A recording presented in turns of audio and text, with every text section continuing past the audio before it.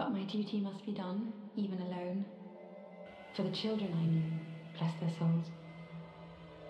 Anri and Horus, two of the only children to have ever escaped the clutches of Aldrich, the man-eater. Now, undead and unkindled, they stride willingly back into his grasp. Oh, hello. How do you do? I am Anri of Astora, unkindled like you. Are you too in search of the Lords of Cinder? We seek the cathedral, home of the grim Aldrich. We may go our separate ways now, but we are both seekers of lords. The next time we cross paths, one may find the other in a time of need. Oh yes, Horus. He's not very talkative, but don't think ill of him. He's an upstanding, kind-hearted knight, a fine partner for this grueling journey. Please stop this! You've gone hollow, have you?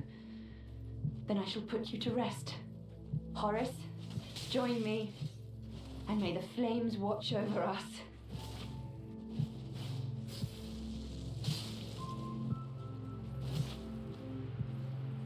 Oh, Horus, why? Don't leave me. Not you. Not like the others. Oh, Horus. Horus. Everyone, forgive me. I was weak on my own. From this, we learn of Anri's fear. Fear that those by her side will die. You can imagine this fear would have been born from her childhood in the cathedral, as the children alongside her were sacrificed. So if Horus lives, then he remains a source of strength to her for a little longer. Anri's Blue Sentinel. Without his help, I would have cursed this onerous duty long ago. At the end of the Road of Sacrifices sits the Cathedral of the Deep, and deep within the cathedral is the monumental coffin of Aldrich, the man-eater. A right and proper cleric, only he developed a habit of devouring men. He ate so many that he bloated like a drowned pig, then softened into sludge. So they stuck him in the Cathedral of the Deep. Back then, the Cathedral of the Deep was a holy place, full of God-fearing deacons devoted to the Way of White and to the linking of the fire. And it was imperative that the fire be linked, for that's the way it's always been. At the end of every cycle, a powerful being must be sacrificed to keep the flame lit. The cathedral, a place of sacrifice, may well have been designed for this. So it came to be that a saint named Aldrich was sacrificed. And they made him a lord of Cinder, not for virtue, but for might. Such as a lord, I suppose. The fire doesn't care if you've consumed men, women, children. If that's made you more powerful, then all the better. So Aldrich, this terrible, gluttonous saint, must have been powerful indeed. The deacons tended to the flame, and slowly they were corrupted by the evil they were tending to. Eventually, of course, even this fire faded. The world darkened. But this time, no one stepped forward to link the fire, so the world continued to darken, till the fire link bell tolled. Lords of old rose from their graves, Aldrich among them, brought back to link the fire again. These lords came back clinging to life, and they were loath to let it go, so they refused to sit their thrones once more. And with this refusal came the unkindled, ashen undead, each tied to a lord. Sigurd to Yorm, the giant's friend, Hawkwood to the legion he abandoned, and Anri to Aldrich, whose clutches she escaped as a child. After her and Horus escaped the Cathedral of the Deep, they went on to do great things. Anri found herself drawn to the land of Astora, as it was being destroyed by the spirit of the Evil Eye. With nothing but a dull blade and luck, she defeated the creature. Horus killed a corrupt executioner, He stripped the executioner of his armor and gave it a new legacy. He would become a blue sentinel, protecting the weak from Rosaria's fingers, these red phantoms who take the tongues of those they kill in battle. I'd say that explains the voice. And death could not keep either of them. With Horus undead and Anri unkindled, they rejoin forces and fight their way back into this horrific home they left as children, to fight a familiar evil that rises again. And, alas, Anri and Horus find themselves staring into an empty coffin. I'm well pleased to see you safe. We reached the Cathedral of the Deep, but Aldrich's coffin was empty. The man-eater must have left for his true home. The little doll in the empty coffin told me. Wherever you go, the moon still sets in Irithyll. Wherever you may be, Irithyll is your home. A pilgrim told me that the city lies beyond Farron Keep, and so becomes our destination.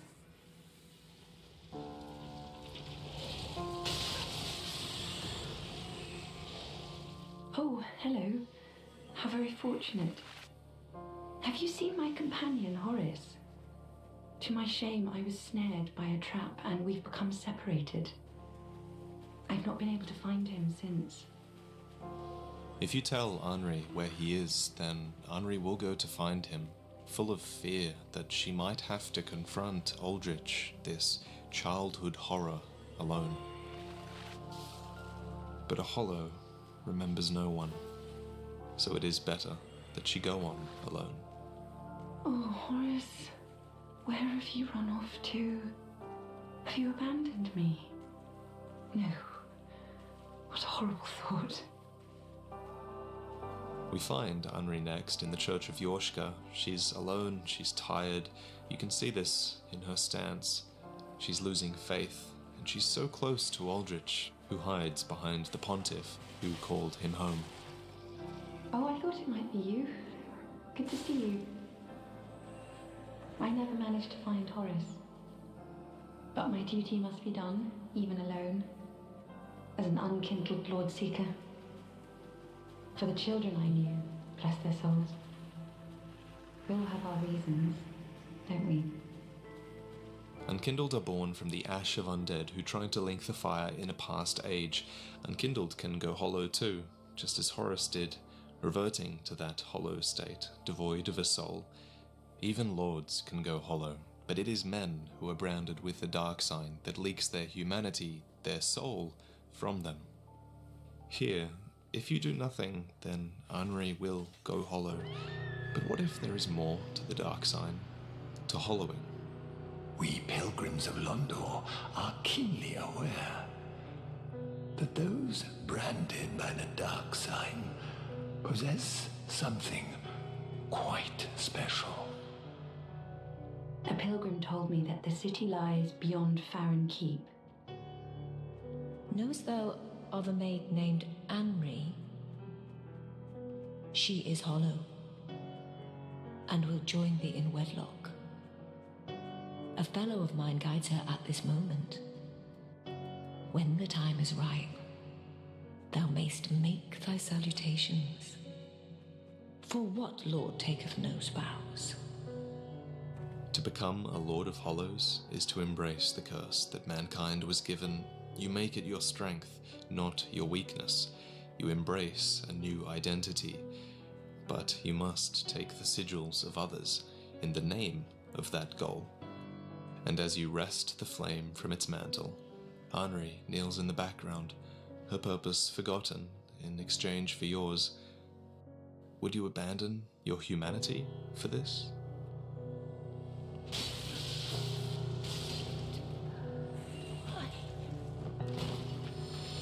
Lady Uriah. Ah, you are brave indeed, to face your duty alone. I would do well to learn from you. May the flames guide your way. But neither of you are alone. Together you kill the pontiff, and together you face Aldrich. Ah, I thought it might be you. Then I'm afraid, Horace. No. This only bolsters my resolve. Please, lend me your strength. Help me vanquish Aldrich, the man-eating fiend. Yes. We did it. I owe this to you. Thank you, truly. Horace, we've done it. We really have. Knowst thou the name Anri of Astora? The brave girl left this as thanks. Now, heed this little warning from this little lord. Seek not the girl. She knoweth her fate, what will become of her upon her duty's end. She would not wish thee follow her. Her duty fulfilled, Anri will hollow in one of two places. If you told her where Horace hollowed, but killed him to protect her, then Anri places one last prism stone and hollows alongside her companion, her duty fulfilled.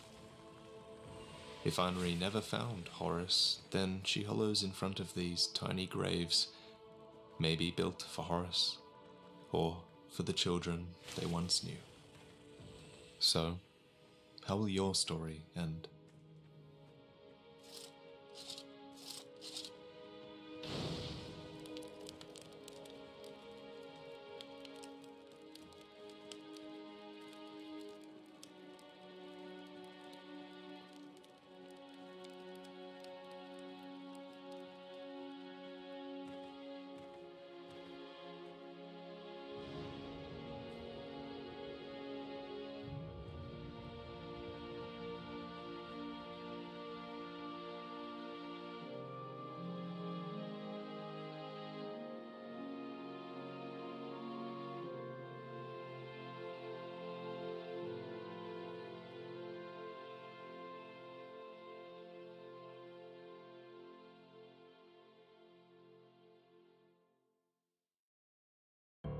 In Souls, we talk a lot about disparity, about what lies between light and dark, life and death, heat and cold, and today we discuss two different absolutes.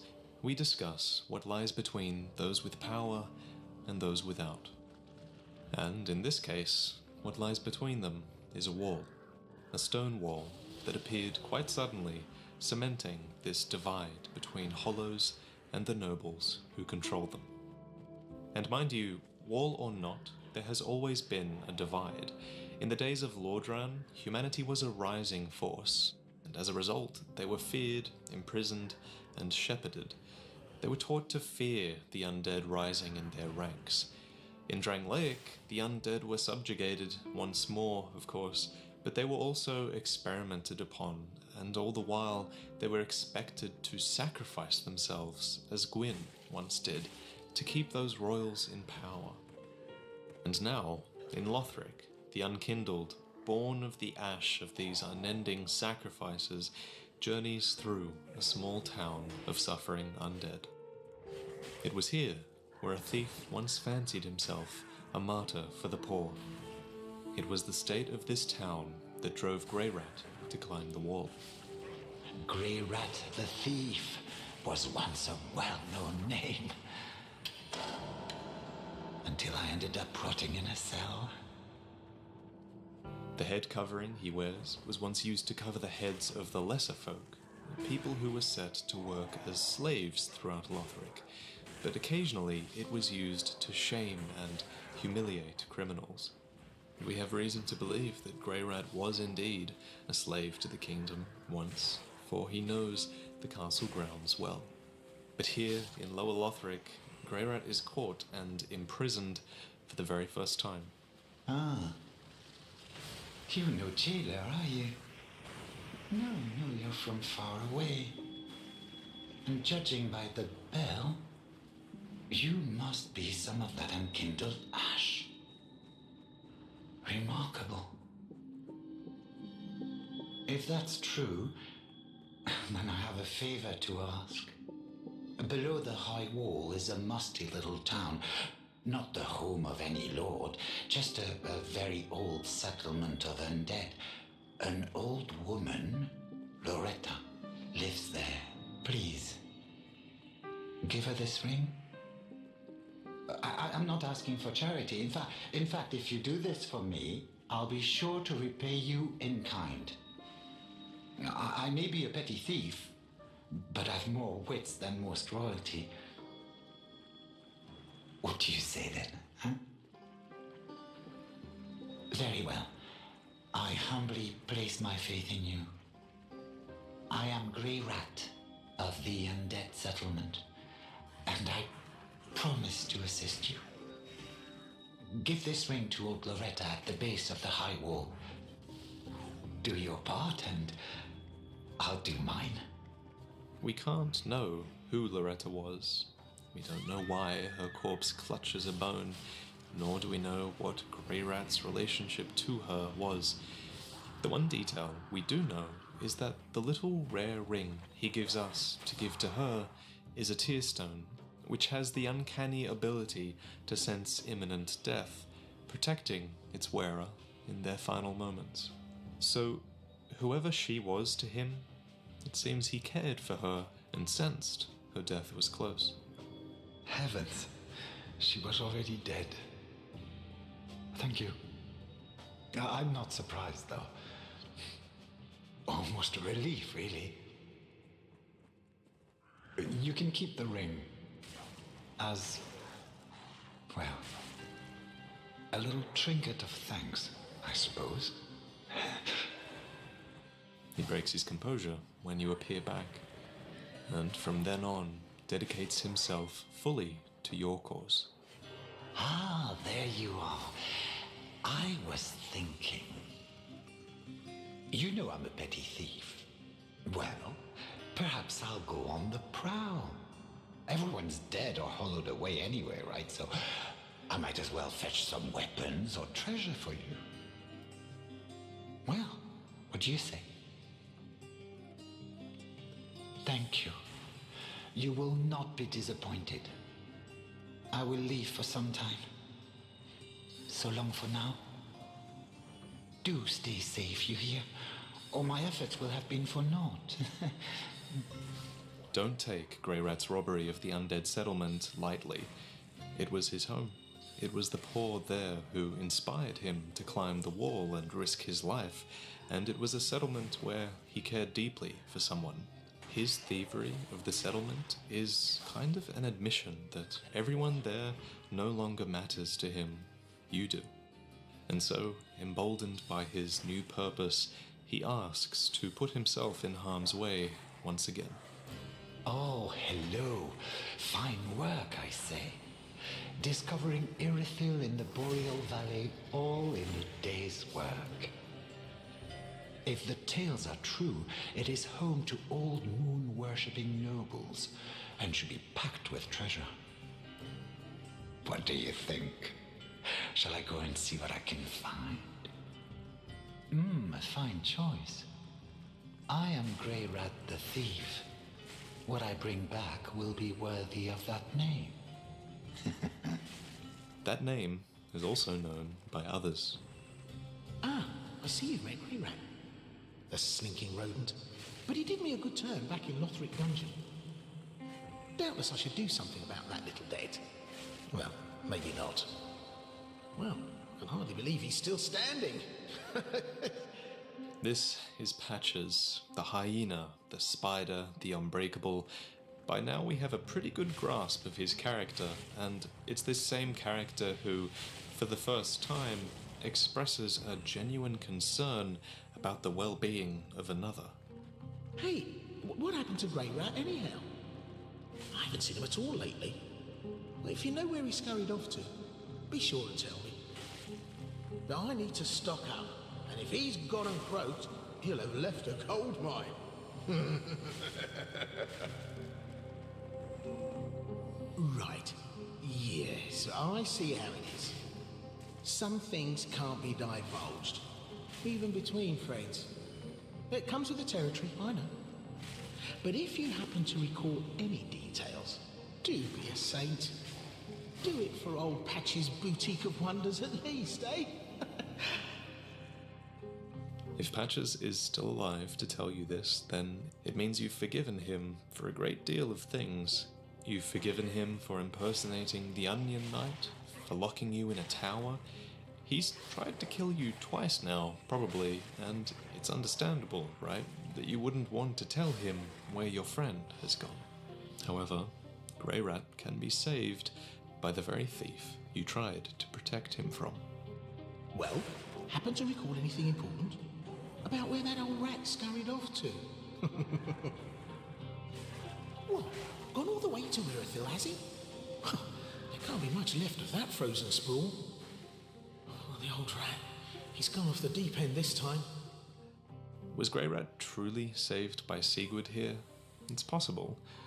Or rather, was he saved by an impersonator who was protecting their reputation? Oh, then we're both safe and sound. Thank the gods for that. I don't like getting things so close. I might have died if it wasn't for that peculiar Onion Knight. But in the end, it all paid off.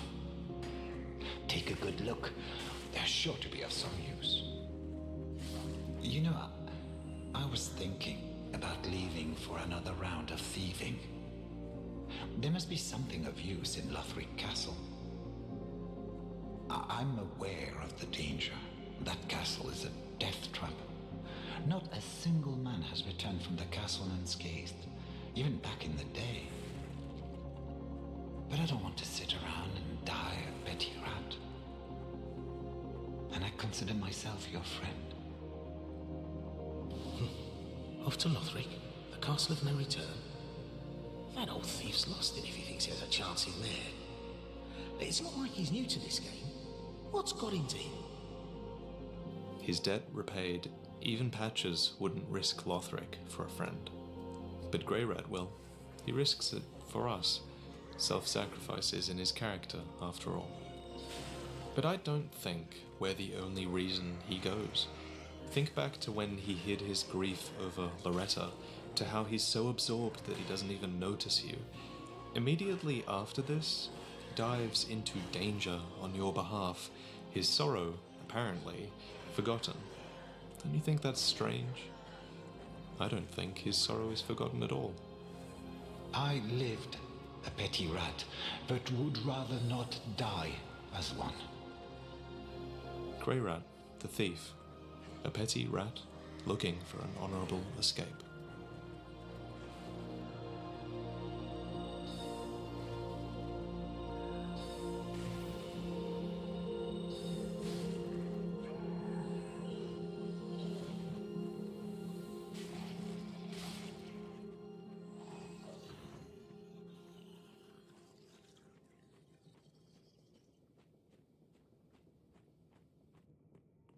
To tell the story of Gwyn's children is to tell the story of Gwyn himself, for his children were all born to fulfill a purpose. Gwyn's first daughter, Guinevere, was a maternal figure cherished by all. She was born to soothe the kingdom after a period of intense war against the dragons. Gwyn's son, Gwyndolin, was a master of illusion. After Guinevere fled the failing kingdom in fear, it was Gwyndolin who disguised the fading of the light. And finally, Gwyn's youngest daughter, Filianor, was truly a product of her father's pride, for as long as she slumbered, Gwyn's world would not end. But there was a fourth child, a nameless king erased from history, the god of war, Gwyn's firstborn son.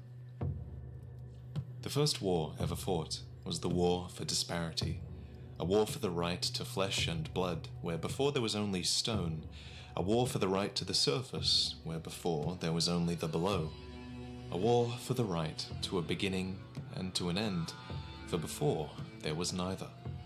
The everlasting dragons were to be introduced to the concept of the end, and it was Gwyn's firstborn son, like his brothers and his sisters to come, who was divinely conceived for this purpose.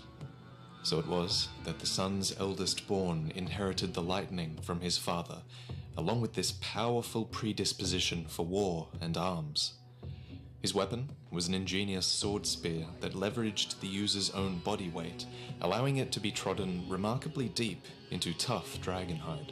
This was the earliest form of what would become the cross spear, which went on to inspire the legendary weapon wielded by the dragon slayer Ornstein, who was, unsurprisingly, anointed the first knight to the Nameless King himself.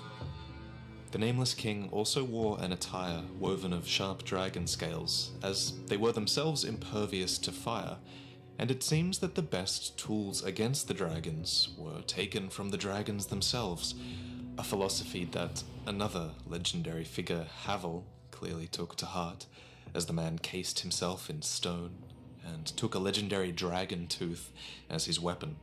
Havel, too, not only served the Nameless King in the war, but also his first knight Ornstein as well, becoming the third member of a legendary trio of dragon slayers, who would eventually come to inspire the miraculous tale known as Sacred Oath.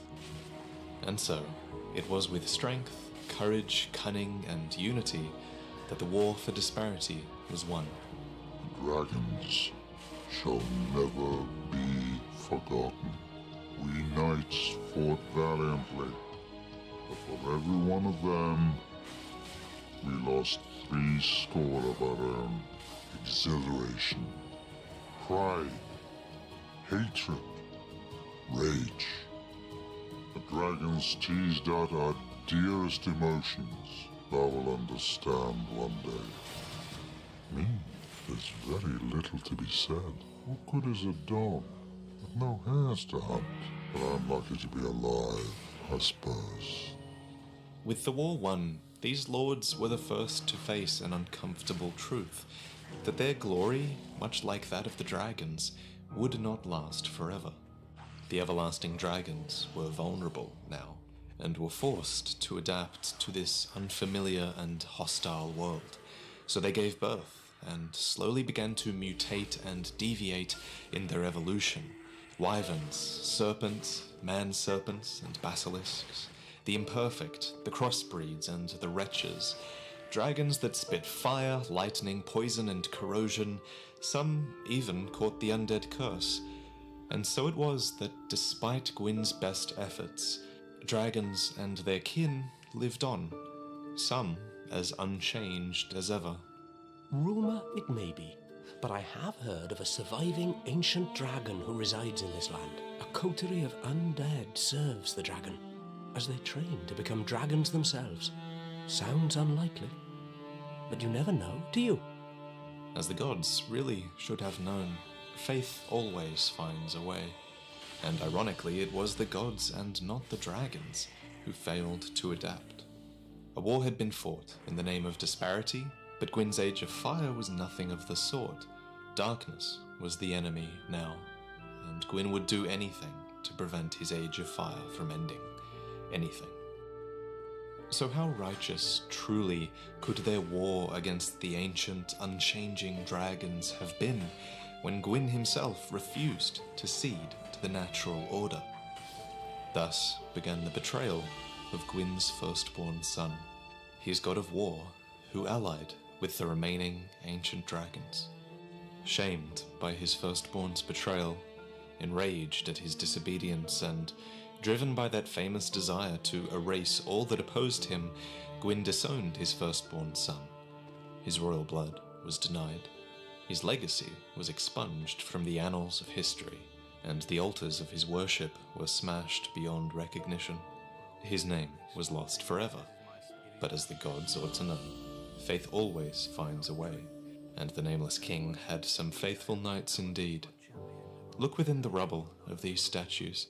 Look amidst the traces of the Nameless King's foot wrappings, his braces, his attire, and you might just spy a familiar cross-spear design belonging to the firstborn's first knight, the dragon slayer Ornstein.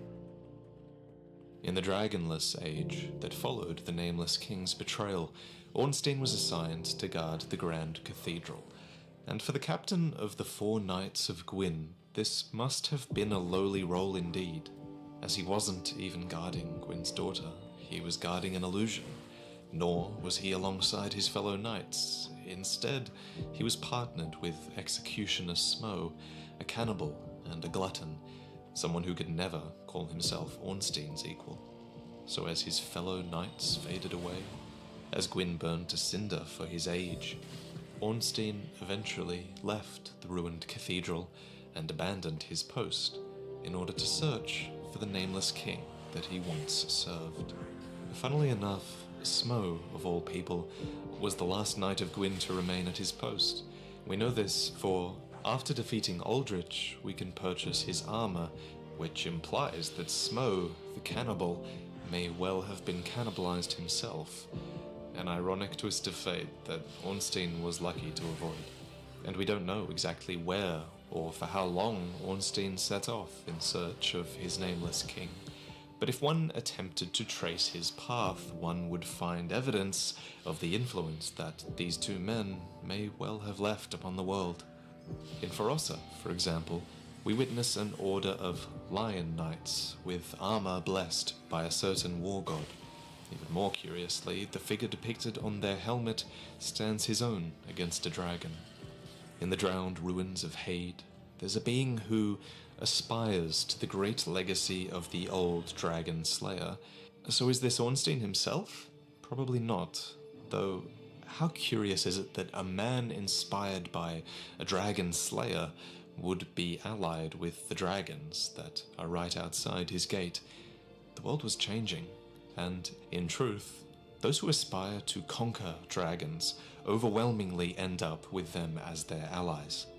Look to our nameless king, who was born for a war against them, only to ally with the vestiges of their race. Look to Vendrick, who inherited Gwyn's legacy, yet aspired to recreate their power. Look to the kingdom of Lothric, whose knights were originally hunters of dragons, yet they ended up taming them and fighting at their side. Look at Prince Rickard, who fought in a stronghold filled with serpents and ended up being summoned as their champion at Archdragon Peak.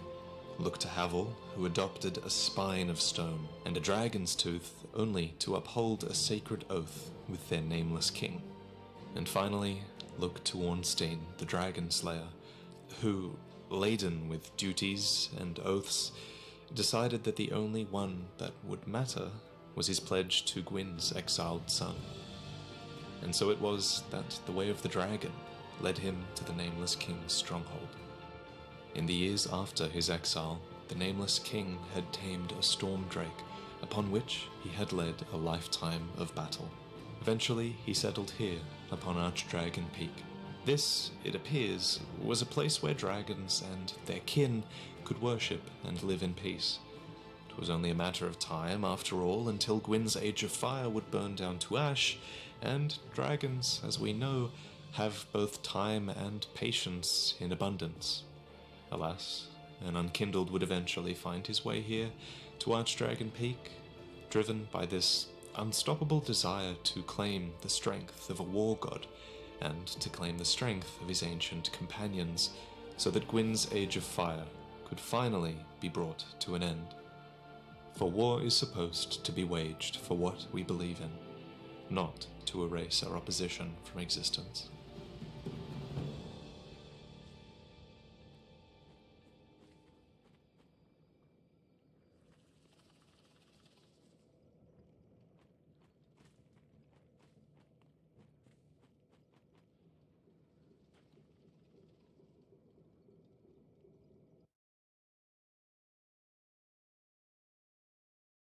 Have happy fates.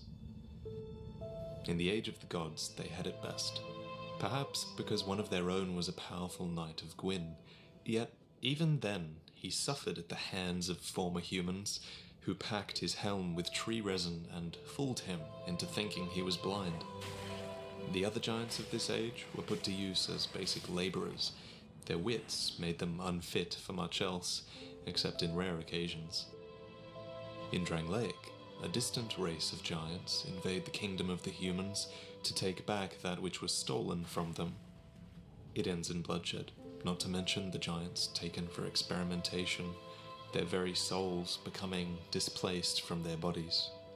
And finally, Lothric, where their abuse hits new heights, imprisoned, forced to wallow in the muck of the cathedral, slaughtered, or feigning death. Only one rose above the rest, and even ruled over humans. Yorm.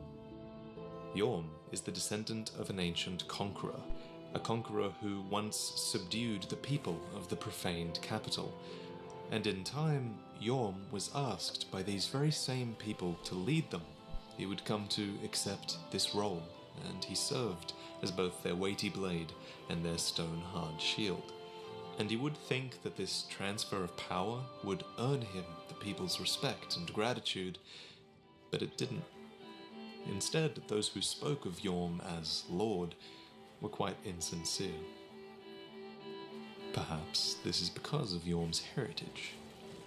We don't know who the conqueror before Yorm was, and he might not even be featured in-game.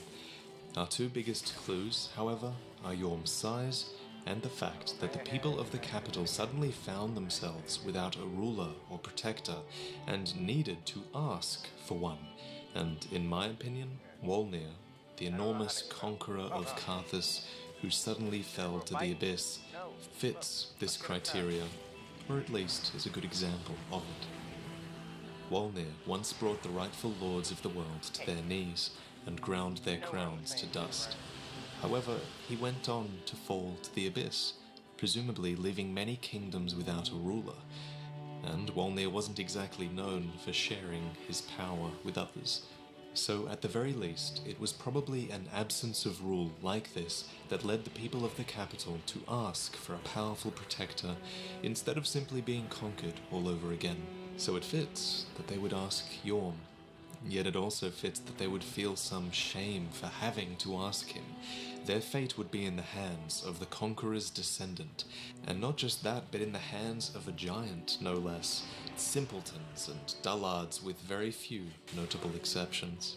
So Yorm fought hard to prove himself as Lord, risking everything for his people.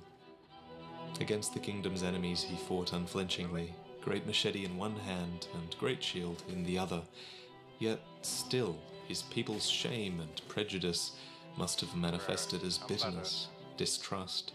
For, in another brave gesture, Yorm gave his people the means to defeat him. A storm ruler, an ancient sword also known as Giant Slayer, capable of bringing giants to their knees from the strength of storm held within it. Yorm carried two of these, and now only one remained in his possession. At some point during the wars, Yorm lost the one he wished to protect. It's not clear who this is, whether they were a friend or a partner, nor how they died, but this loss became the legacy of his later years. It was an event so significant he threw away his great shield, for he was no longer interested in self-preservation, nor the protection of others. In the place of his shield, Yorm added a left-handed notch to his machete, enabling the smashing technique of a berserker with nothing left to lose. In time, his enemies were crushed, and the only threat to the capital was from within. A group of women, relatives of some oracle from a bygone age, suddenly triggered a curse subsisting deep within them. They all distorted into this same monstrosity, an enormous hand with calcified protrusions and a hole swirling deep within the palm. Despite all of this, they went on living without any cares, and from that day forward, the profaned flame was born within the capital. The profaned flame. It came to define the capital, and it was defined by 3 rules. 1. It is said to be inextinguishable. 2. It is able to swallow the hearts of those it touches, inspiring cruelty and torture. And 3. The darkness of the abyss can be seen within it. With nothing left to lose, and a monumental soul to burn, Yorm decided to link the fire. With this act, he would put the profaned flame to rest, enable a new age of fire, and prove his detractors wrong. show them all they were wrong about him. So, just as he gave one storm ruler to those who doubted him, he gave the other to one that he trusted, along with a promise that Sigurd, this bumbling, kind-hearted knight of Katarina, would slay his old friend if he ever faltered in his duty. And so the fire was linked, and Yorm failed in all the ways that they said he would. In this place, we get an unprecedented look into the linking of the fire. When it happened, items say, a rush of flame fell from the sky and incinerated not only Yorm, but all the residents of the capital. So the question we're left asking is, was this normal? Or was Yorm's soul somehow not enough? Or were giants not supposed to link the fire? For all his hard work protecting these people, they all went up in flames, and I assume his detractors would have felt validated in doubting Yorm if they weren't all burnt to a crisp. Ages pass, bolstered in part by Yorm's sacrifice. But the fire inevitably fades, and Yorm is brought back from the dead to link the fire once more. There must be something about a second chance at life that causes a lord to fear death, for, like the other two lords who rose alongside him, Yorm flees his duty and settles in the ruined capital he once called home. He takes his old throne, which is now surrounded by the melted corpses of those who once doubted him, and he waits. Truly alone this time, even more so than he was in life. The moment has almost come. I just need a bit more time. Sigurd, with a little help from you, of course, finds the courage to meet his old friend.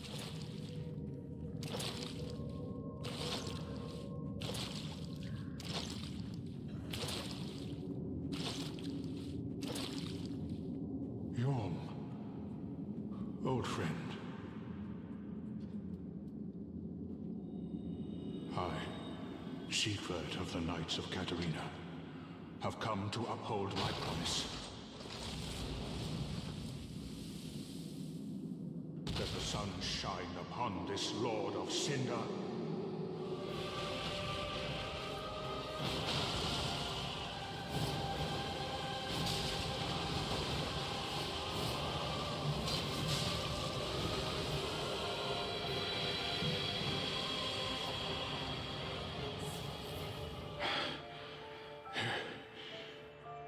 It seems I am in your debt once again. My thanks. I could have not kept my promise without you. Now, for a final toast. To your valor, and my old friend Yorm. Long may the sun shine.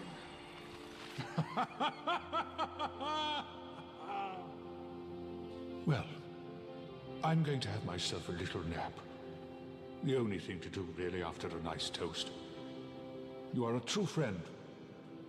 Best of luck with your duty. After your final toast, and as you leave the arena, Sigurd's soul floats towards you. Did he die from wounds that he sustained during the fight? It's impossible, you'd think, considering that Siegbrow has healing properties. No. His quest is complete, his oath is fulfilled, so Sigurd ends his life. For all that remained was that final toast, and to wish you luck with your duty. In the end, all that came from the profaned capital were the cinders of a lord, fit only to surrender its fire for your ambition. So knowing all of this and all of what happened, what do you make of it? Oh, and did I forget to mention? The profaned flame burns on, exempt from the tragedy and waiting for more hearts to corrupt. And somewhere, a young sorcerer escapes a painting.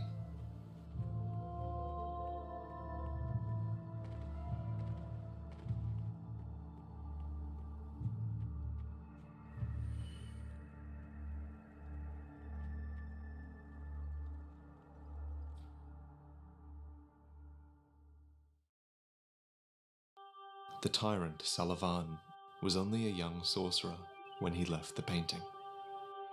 Ariandel is another world, a sanctuary that pulls forlorn beings from the outside and gives them a home. They find comfort in the sameness, and they find comfort in the rot. But imagine growing up in a place like this, surrounded by beings that have lost everything in the outside world. Salavan alone had lost nothing, so, ironically, in this place of belonging, he did not belong. So it's no surprise that his envy inspired terrible ambition. For, as Salavan would prove, there is a lot to fear from a man with nothing to lose. So, a young sorcerer with spells of frost, he left and never returned. Where have you gone, sweet child? It's cold outside, it's awfully cold. Where have you run off to? It was cold outside. Home. Far below a dark moon lies Anor Londo, city of the gods. Further still, Irithyll, nestled in the Boreal Valley. And yet, even further below, past the dungeon cells of Irithyll, is the ruins of a once proud capital. The only human kingdom to have ever been ruled by a giant, actually. But his story doesn't matter, for he left nothing of worth behind, except perhaps this. The profaned flame. Profane, for it defies the law of fire and never goes out. Profane, for it has the abyss hidden within it. And profane, for it corrupts the hearts of men, offering power but inspiring evil. Salavan, items say, stumbled upon this place when he was yet a young sorcerer. It's not uncommon to see sorcerers out on distant journeys of discovery, and I'd bet that when he left the capital, he was not the same man. For from here on out, a burning ambition is said to have taken root within him, and considering the nature of this flame, I think we can take that quite literally. So with a greatsword, and perhaps a heart profaned by the flame, he left, his sights set on Irithyll, for to Salavan's dismay, this rotting world was just like the one he had left. At this point in our story, Anor Londo was still a city of the old gods, one of the most resilient cities in the world, for it and the old royalty who resided there remained largely unchanged throughout multiple links of fire.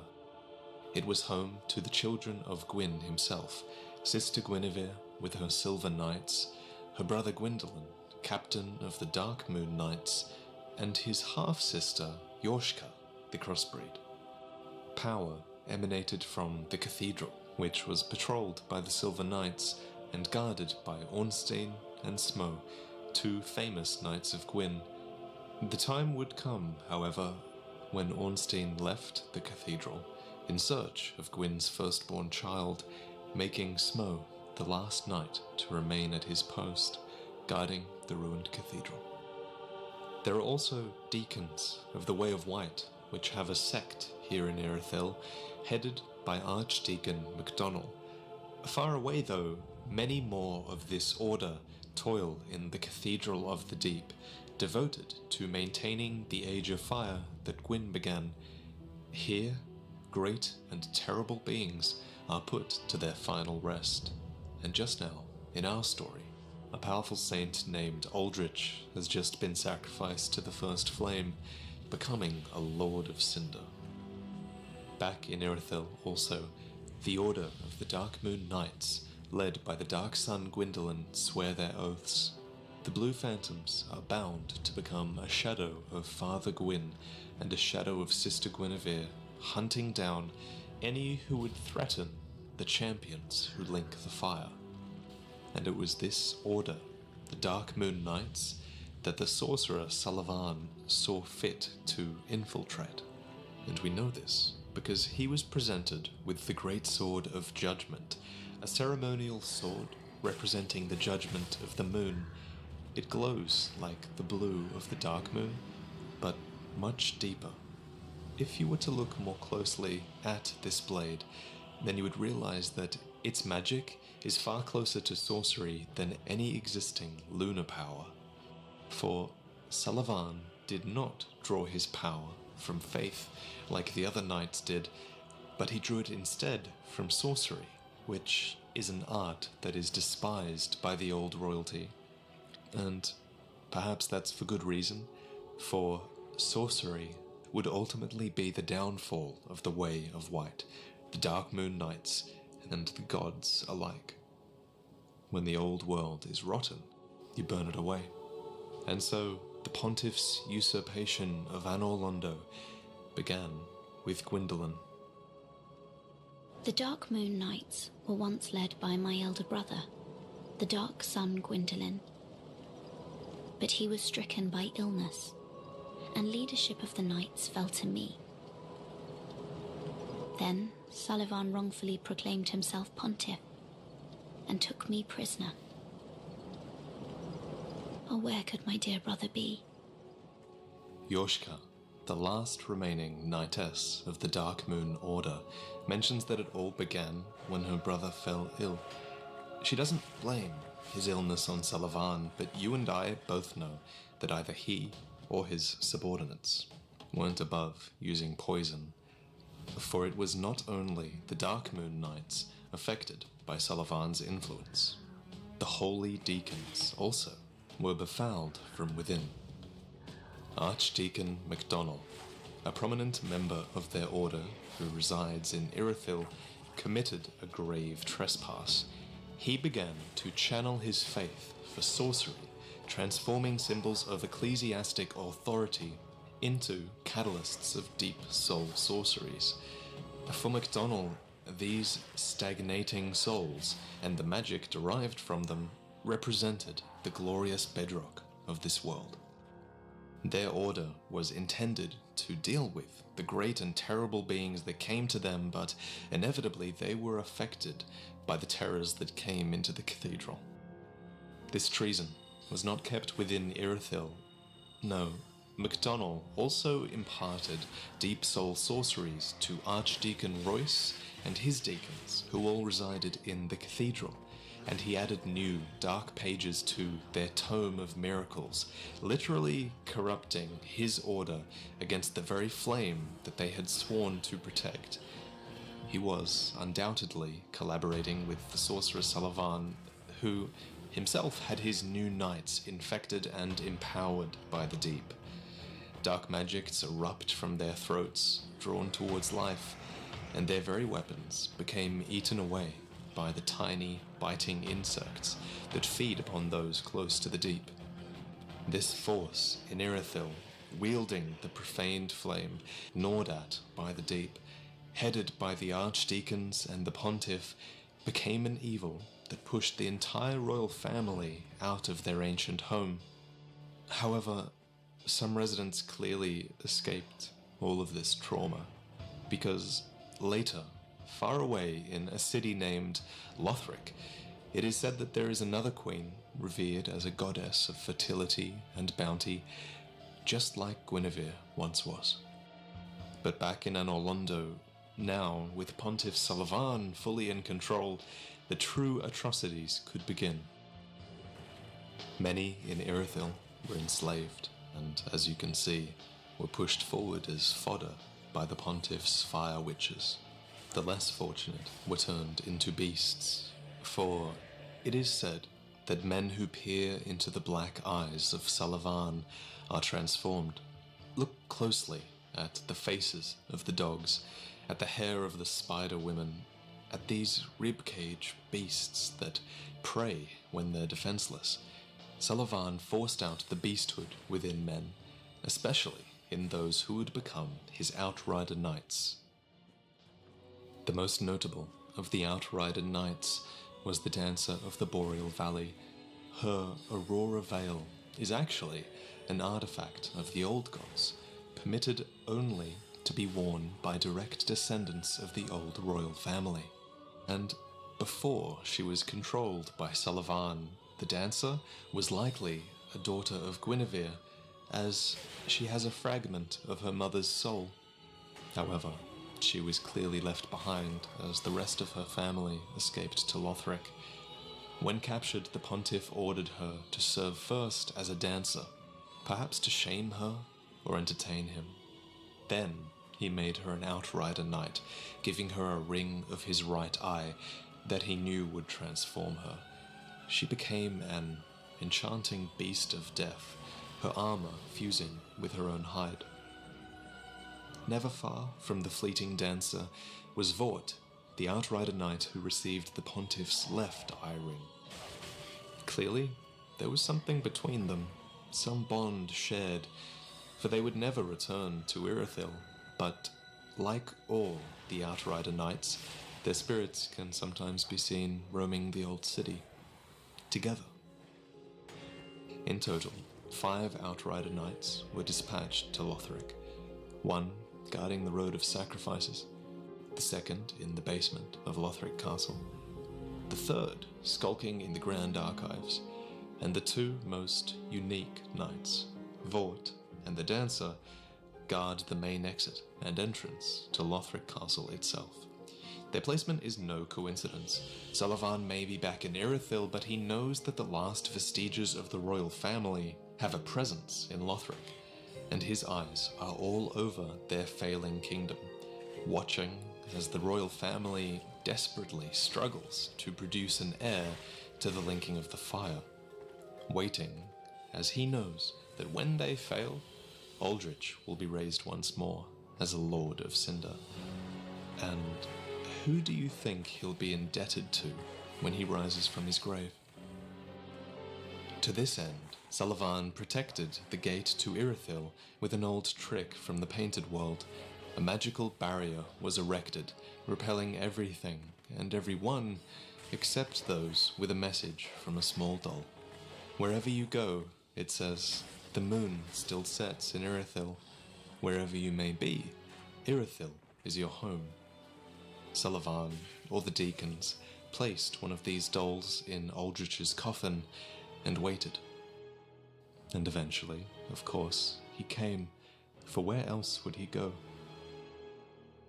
Aldrich had spent a long time ruminating on the fading of the fire.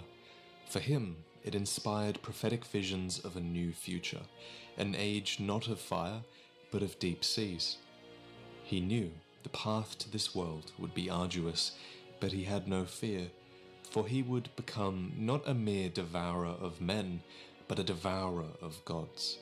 And so, imagine his pleasure when he found one waiting for him in his new cathedral. Gwyndolin, son of Gwyn and former captain of the Dark Moon Knights. If only he were here, I would be most pleased for ye both to meet, as most assuredly would he. But Aldrich wasn't the only being resurrected. You put the pontiff's achievements to shame, rolling over him with the help of either Black Hand Gotthard for Lothric, the Pale Shade for Londor, or Anri for Horus. The pontiff made many enemies, and they were his downfall in the end. Here you have a man who stopped at nothing to change the world. He mastered sorceries of frost, miracles of the moon. He partnered with a kingdom-ending flame and took advantage of the deep. He used all of this, plus social and political manipulation, to usurp an age-old kingdom, rising within the ranks of its knights, twisting its deacons to feed a god to a Lord of Cinder and supplant the Age of Fire. The tyrant Sullivan tore apart many bonds, but was undone himself by a mere unkindled, who proves that no champion is more powerful than the fire-linking curse. So if this man can't change the world, then what hope do we have?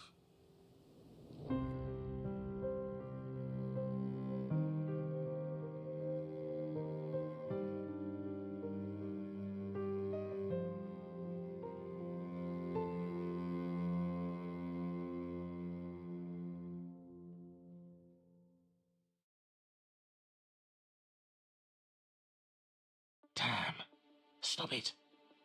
I'm unbreakable. Unbreakable. Patches, the hyena, the spider, the trustworthy, the unbreakable. The fact he makes it to the end of the world, never truly hollowing, is nothing short of incredible, for we've come across countless undead who lost their humanity in pursuit of a purpose, yet long after they're gone, Patches remains. Any undead who makes it to the end of the world is certainly worthy of a second glance, for surely Patches isn't as straightforward as he seems, though you'd be forgiven for thinking otherwise. There's a fine stash of treasure right down that hole. I'll strip your corpse clean. Wait now. You didn't actually fall down then. Everybody makes mistakes. I'm not above it all, I swear. We're on the same side. I'm Trusty Patches, the one and only. Patches is clearly in love with tricking everyone for profit, but for a man who allegedly reviles the greed of men and claims to be devoid of all worldly wants, is the profit truly what drives him in this endless task? I think his greed is a front, a facade designed to hide his true purpose, which is to punish the greed and the want of others. Every age, it seems, is tainted by the greed of men. Rubbish to one such as I, devoid of all worldly wants. Time and time again, we're lured by our greed, eventually finding a somewhat loyal friend in Patches after our punishment is delivered. But across all these worlds, there is one man that Patches truly befriends, and this friendship gives us a rare insight into what he values. This friendship is with Greyrat. Ah, I see you've met Greyrat. The slinking rodent.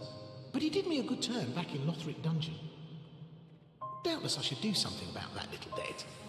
Well, maybe not. Well, I can hardly believe he's still standing. Greyrat the Thief once fancied himself a martyr for the poor, the soul's version of Robin Hood, if you like. It was his concern for others that led him to climb the Great Wall to Lothric, where he freed Patches from the Lothric dungeon before being locked away in a cell of his own, awaiting your rescue. I don't want to sit around and die a petty rat. And I consider myself your friend. Indebted to you, and with all those he loves dead, Greyrat dedicates himself fully to your cause, even embarking upon suicidal thieving runs through the most dangerous territories. It's these actions that lead Patches to his uncharacteristic concern. Hey, what happened to Greyrat anyhow? I haven't seen him at all lately. If you know where he scurried off to, be sure and tell me. Now I need to stock up, and if he's gone and croaked, he'll have left a gold mine. What? Gone all the way to Irithyll, has he? There can't be much left of that frozen sprawl. The old rat. He's gone off the deep end this time. He makes an effort to hide his affection for this man, though his actions betray that he cares. For, dressed once again in the armor of the Onion Knight, to hide his identity, it's Patches, not Sigurd, that actually rescues Greyrat in Irithyll. I might have died if it wasn't for that peculiar Onion Knight. So of all the men to save, why Greyrat? Well, Greyrat is much like Patches. You can see what they have in common. They're both petty thieves, yet Greyrat is one who acts without concern for himself. He doesn't steal out of greed, so Patches respects him. Off to Lothric, the castle of no return. That old thief's lost it if he thinks he has a chance in there. It's not like he's new to this game. What's got into him? Yet Patches also does outlive him. The curse of life is the curse of want, after all, and if we view greed as the reason that many hollow and die, then it makes sense that Patches is the one perfectly suited to resist the curse by resisting want and greed entirely, for he thrives upon punishing others for their greed. So, with no want and grounded by his desire to punish others for their want and trick them and trap them, Patches makes it to the end of the world. But slowly, the world is ending, and soon there's no one left to lure into his traps. There's no one else to trick with their own greed. So it seems that Patches too wavers in his duty, for here, at World's End, even he loses himself, which gives us a glimpse of the good heart that he used to have, before the world made him what he was. I'm a hollow. Yes. I try to play it off, but I haven't a clue about my past, who I was, or what I lived for. Not even my own blessed name.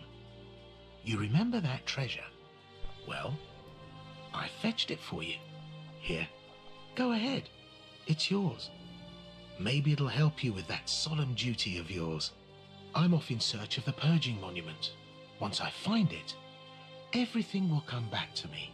Who I was, what I lived for, what my name was, and what terrible grudges I held. I don't know. I just have this feeling that that's the kind of man I was. The Purging Monument has the power to purge the undead curse and restore one's humanity. Ironically, only by displaying humanity can it be found. What did I come here in search of? Damn. Stop it. I'm unbreakable. Unbreakable. Ah, please, someone tell me. Who am I? Why am I here? With your help, Lap can find the Purging Monument, and surely Lap is to be trusted. Are you certain of that? No. Sorry, I know you'd never lie to me. Thank you. Thank you kindly. I swear upon my birth name that I am your friend. No matter what might come out, no matter what I was, if you would do me the honor, allow me to be a true friend. Always. At first glance, what's to come simply seems like more of the same from Lap, from Patches. Finally, you've come. Now I know exactly who I was. And for that, I've a little thanks to be giving. Go this way and peep past the broken staircase. Some awfully fine treasures just sitting there all alone. It'll change your life.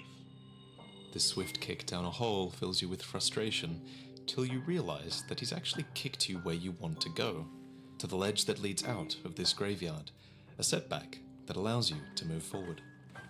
Every age, it seems, is tainted by the greed of men. Rubbish to one such as I, devoid of all worldly wants.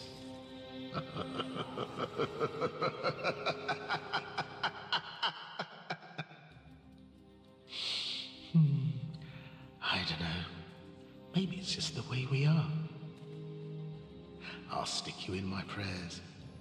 A fine dark soul to you. For the first time, Patches helps you on your quest in a perfectly fitting way. He sets you on the path to the Church of Filianor, where he assists you one last time in your quest to weaken the Lord's grip on the Ringed City. He did always despise clerics, charlatans he calls them, and it's fitting beyond words that Patches would play a part in undoing the greatest lie of all, undoing the greed of the gods that's rooted in faith, in Filianor, and in fire. Here you both stand, at the end of the world, undead, unbroken, yet we two could not be more different. Patches fought for no one but himself, for no cause other than to scoff at the greed of men. But you, he's seen your kind time and time and time again, and he outlived you all. Those who lost everything and grasped for the faintest glimmer of hope. Kind-hearted fools, doomed by the very light that guides them. He's seen men throw away their lives for the truth, for to an undead life is meaningless. Patches probably figures, why seek the truth when greater men have tried and gone mad as a result? Even with the truth in tow, there is no fate for us other than the loss of self. Because even if you're selfless, you can't save everyone. No. No matter how hard you tried, in the end you couldn't save a single soul. And the more you try to help, the more you fight against evil, the more you will lose. For you're doomed to lose those closest to you. Family, friends. Some may even turn against you. For even with your boundless compassion, no one can foretell the consequences of your good intentions. All of this, it's just want and greed, in some shape or another, a desire to look back at something that made your life worthwhile. Whether it's a thirst for knowledge, a desperate faith, some petty revenge. It's taken some crestfallen men eons to find something worth fighting for, and even then, they're fated to lose it all.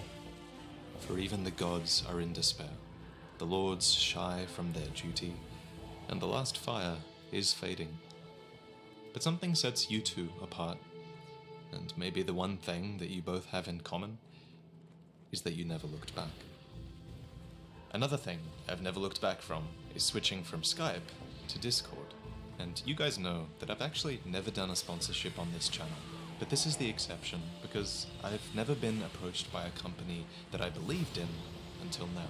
Discord is free, there's no ads, and it's your best option for chatting with your mates, creating your own server, and even for getting in touch with me, because we now finally have our own public community server.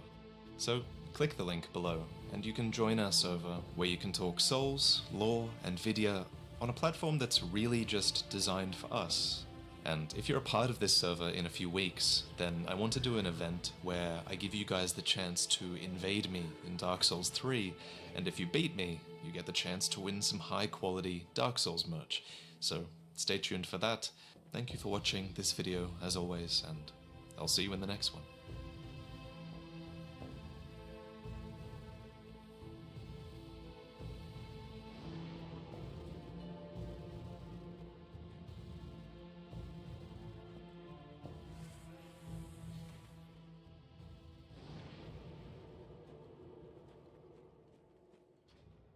Firelink Shrine is a rather terrible place when you think about it.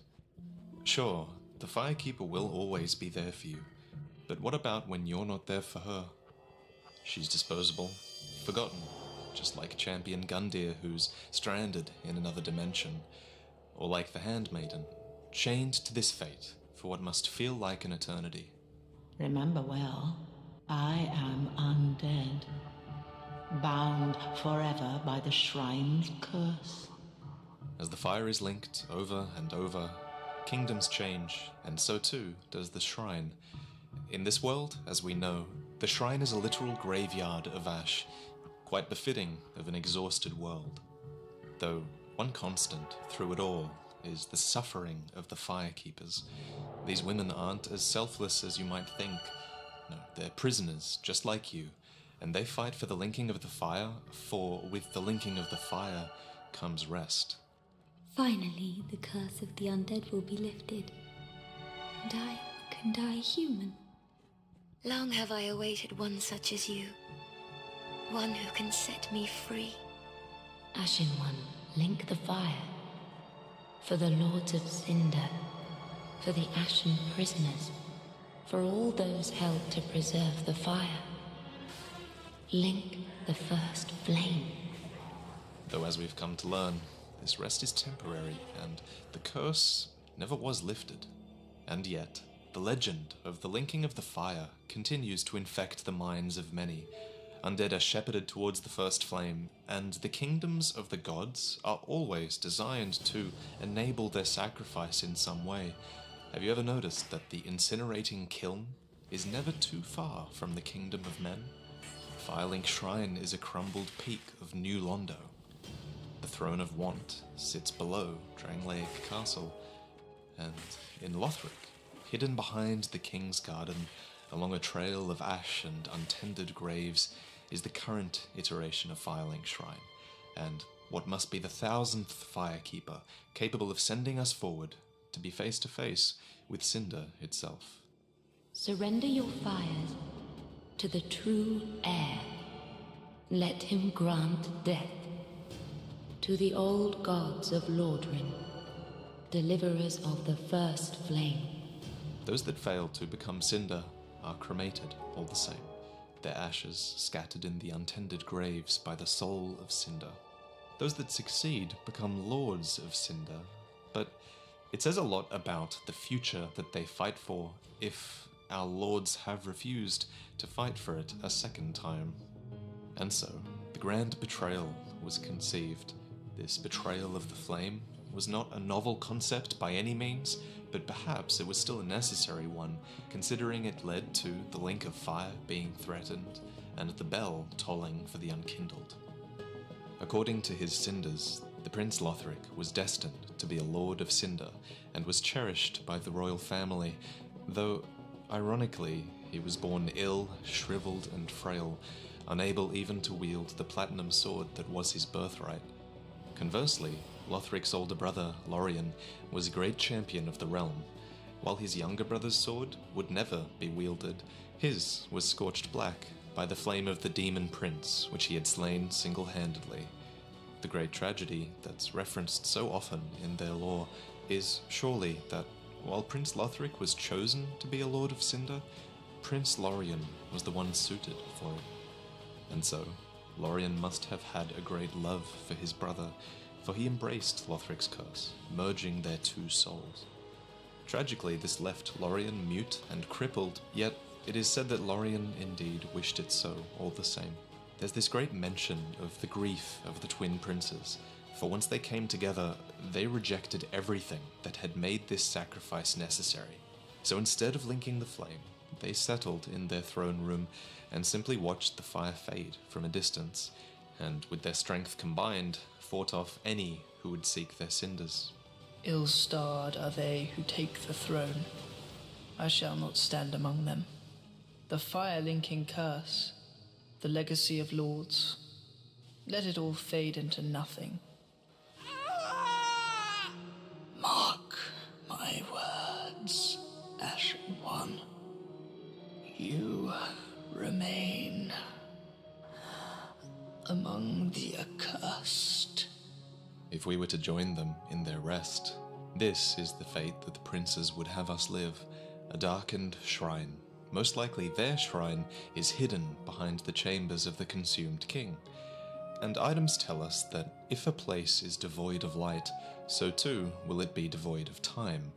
Perhaps this explains away the terrible convolution within this place, justifying how those in the future shrine can be pulled to this realm like the Swordmaster, justifying how we physically walk here from present-day Lothric and accounting for the dead Firekeeper who is from the past and tucked away.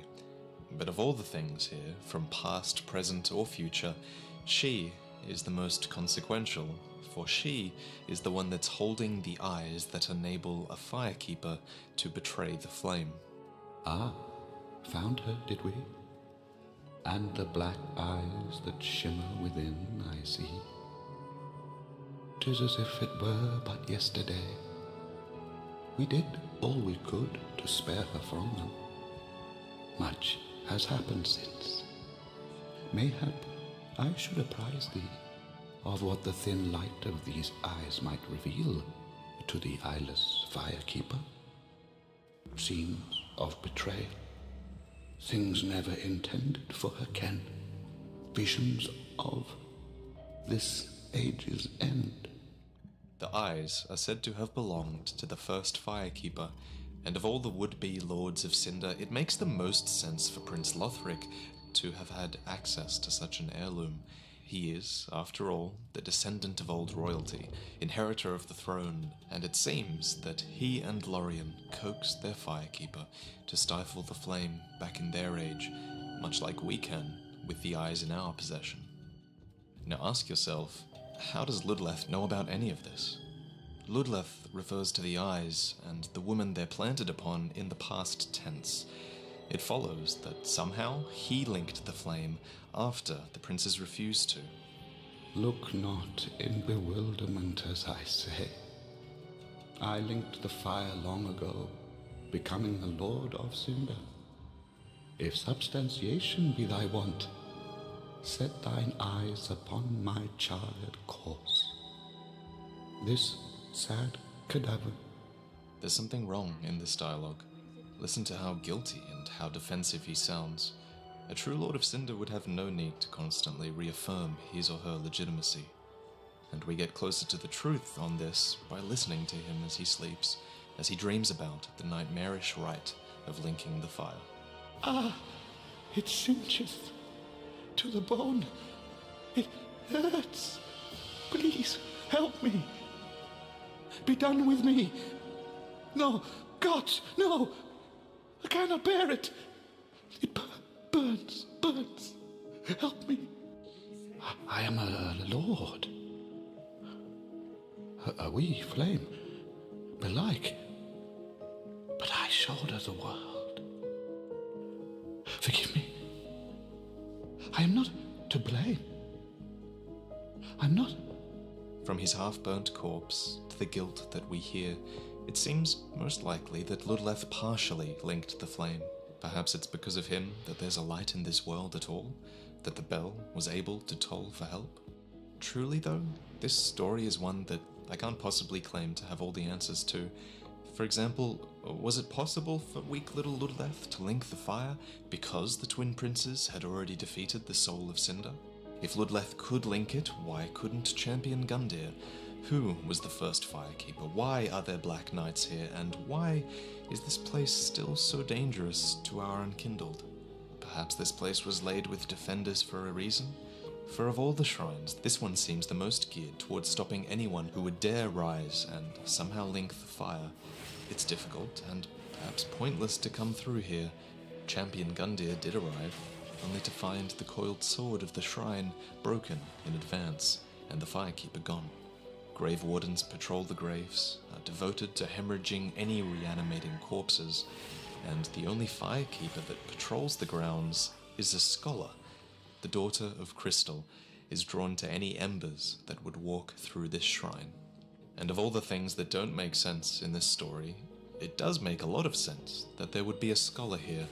For the first of the scholars, as you may recall, is said to have doubted the linking of the fire, and was also a private mentor to the royal prince. At the highest peaks of Lothric Castle are the Grand Archives, home to the scholars.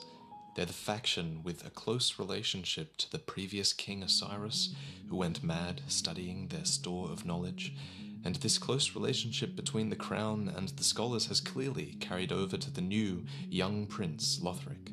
But who was the first scholar? There are many candidates, but many have theorized that it was Uldir. And while all the evidence behind it being Uldir is circumstantial, the rise of the Unkindled is certainly something Uldir would have fought for.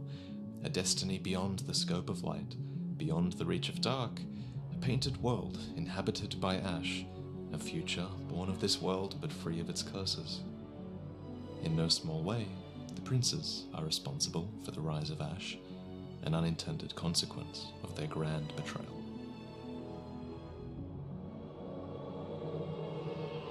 Think you can kill me in PvP?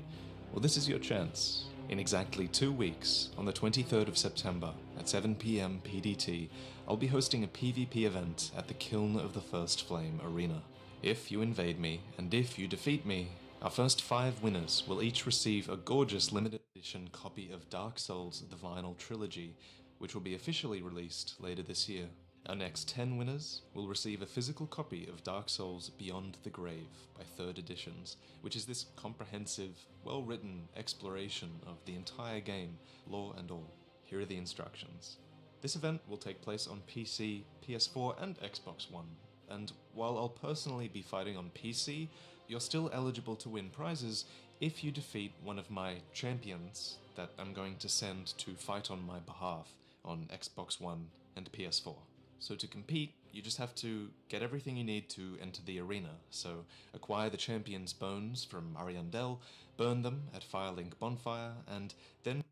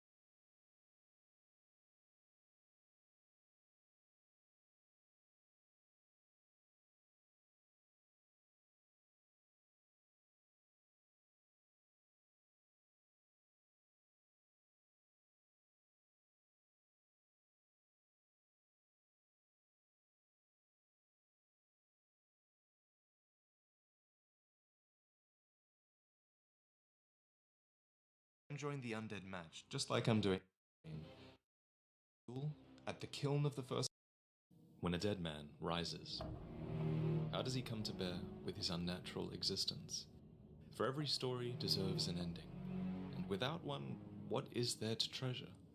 So, he looks for purpose in his undeath, a notoriously difficult task, but... Even accursed undead want to believe they're special, it seems. First, he joins a legion, united in their resolve, a pack of wolves, sworn to do battle with the dark wherever it arises. The same dark, they say, that is responsible for the curse of the undead, battling against horrors and monsters like heroes past, battling themselves, for that is where the true corruption lies. Until one day, the man turns coat and leaves, unable to bear the burden. For even in undeath, Hawkwood feared his mortality. He clutched a shield close to his chest, unlike his brothers and sisters, who fought with a blade designed to catch and deflect mortal strikes. Hawkwood, the craven, the crestfallen. However, by nature of definition, it is the coward who is capable of the highest heroism, for his obstacles are the greatest of all. Are you the next monarch? Or merely a pawn of fate? He believed that he could still be a hero, a champion to banish the dark with the light of the first flame, someone worthy of a throne, a place in this world that is engraved with his name, Hawkwood, an undead worthy of fire. But again, he failed, a nameless, accursed undead, unfit even to be cinder, and so he becomes ash. When a dead man rises, he becomes his failure, forced to know that his best was not nearly enough.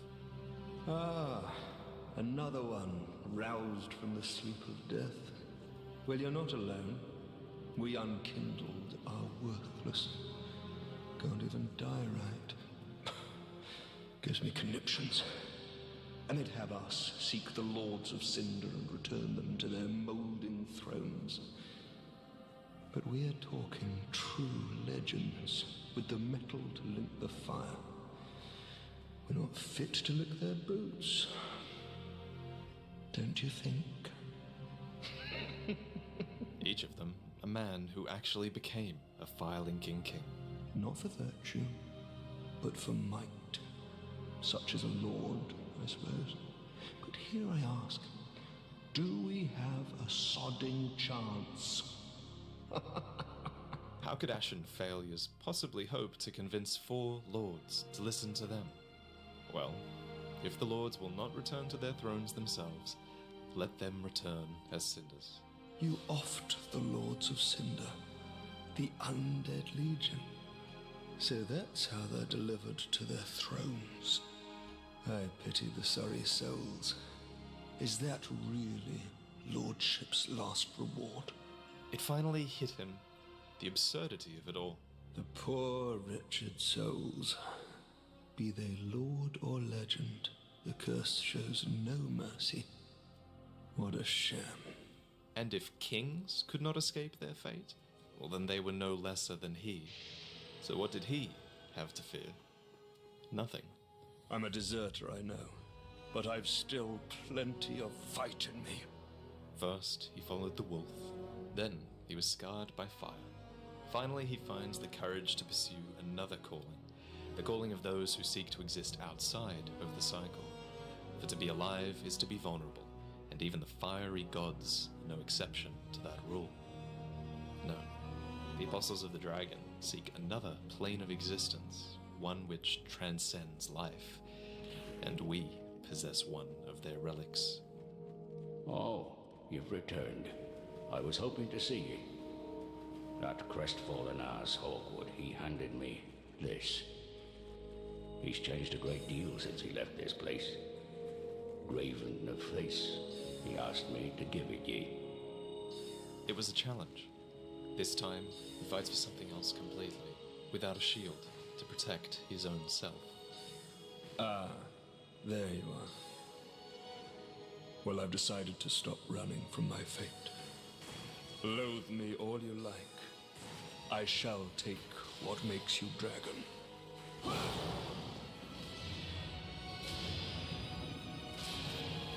This shall be no petty theft. As the true dragon, I shall take what is rightfully mine. I should have known. Enough, you fool!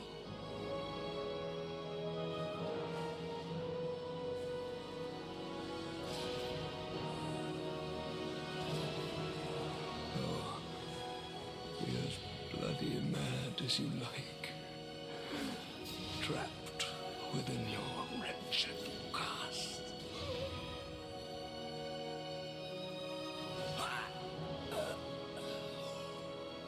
You are a dragon. More dragon than I. A deserter could hope for no better place to die.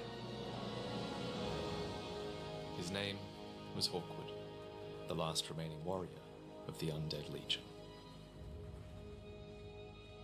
This video is sponsored by me. If you enjoy my content, if this Prepare to Cry made you cry, then you can now support them and you get something comfy in return. So just scroll down and you'll see shirts and hoodies below the video. You guys also know that I love working with artists, and this was a rare opportunity to work with a legendary one. This is the hugely talented Seabot, and this guy is a real Ariamis. Just take a look at some of the art that he creates. Our piece is this demonic version of my YouTube character. He comes in 4 different colors, and he stands flame in hand, and he's got an eclipse in the background, and he's surrounded by a field of familiar weaponry. I think this part is really cool. See if you can put a name to all of the weapons here. So only really avid fans will realize that this shirt is related to Dark Souls, and this shirt is related to my channel, so I think it's abstract and stylish enough for you to want to wear it in public, and that's kind of the line I want to walk. I've made sure that I sampled all of these products beforehand, so I can vouch for their material quality. I would just want to say, be aware if you choose a dark color for the background, because the weapons might not be completely visible, but light colors work really well. As always, thank you for watching. Hope you enjoy the merch, and I'll see you next time. And there is something huge just around the corner, so look forward to that. Bye-bye.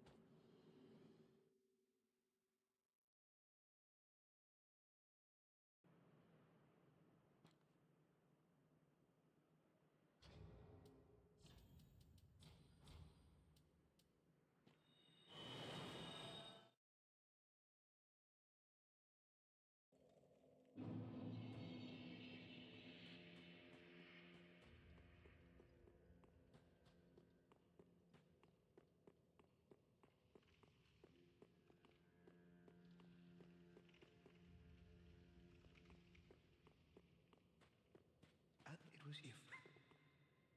if...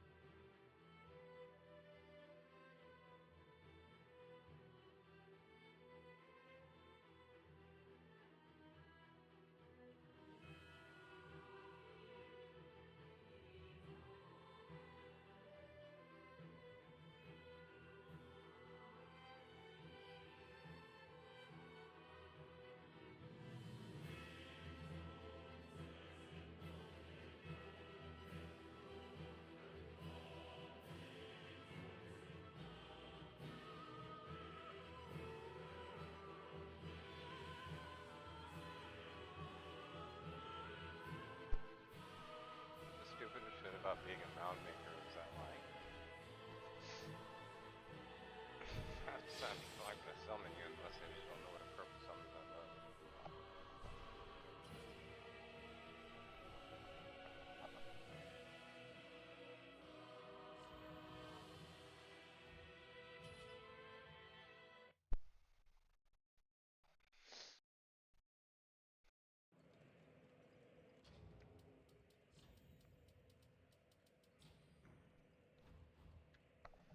It's so immediate.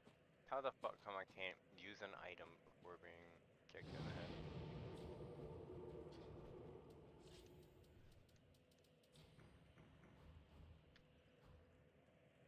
Bro.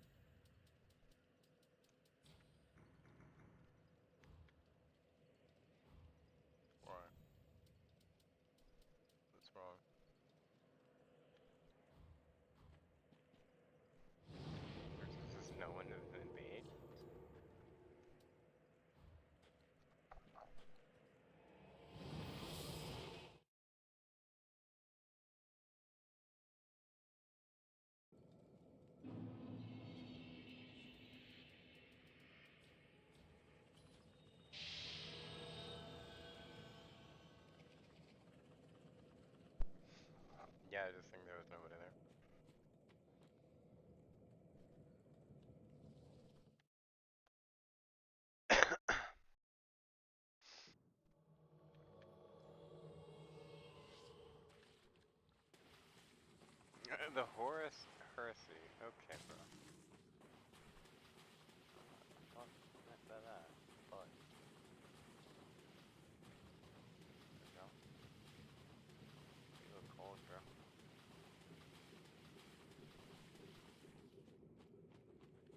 Oh god. Look at you. You beat Vork. Did you do that all by yourself or doing it? Poop.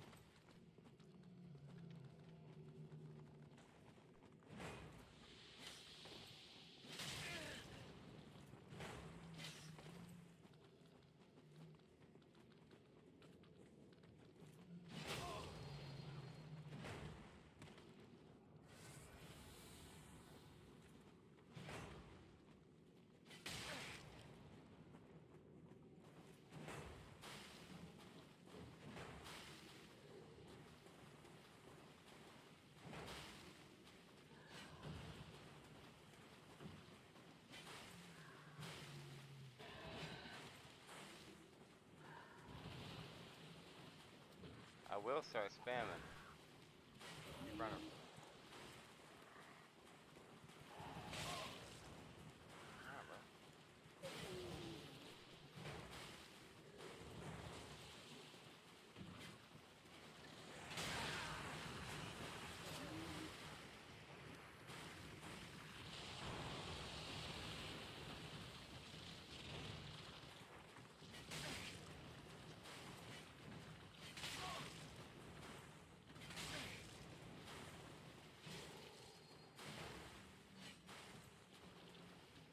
That's it.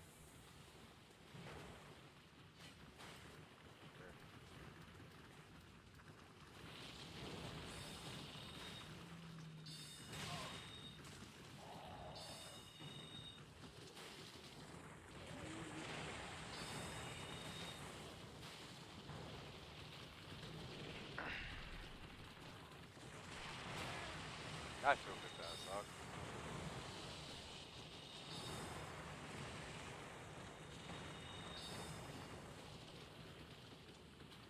Fucking Kool-Aids you got, man. This is ridiculous.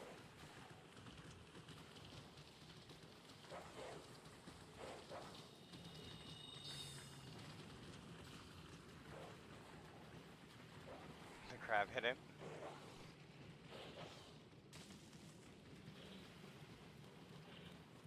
Yes, found out there.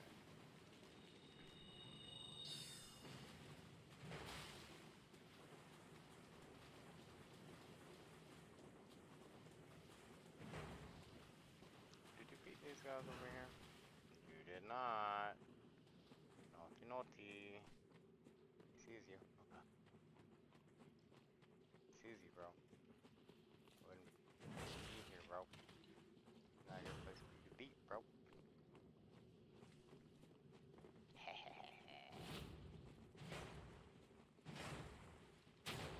Why are they not fucking with him?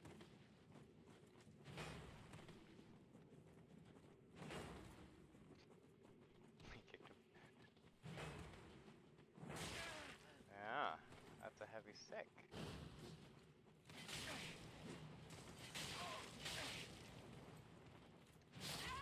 Good job, dude. You did well. Oh. I thought I was gonna get him to the fucking random ass enemy, dog. Why did I get 3,000 souls? Oh no, I dropped them.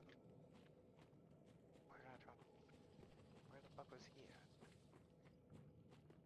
Hold on. When you invade, you drop your soul?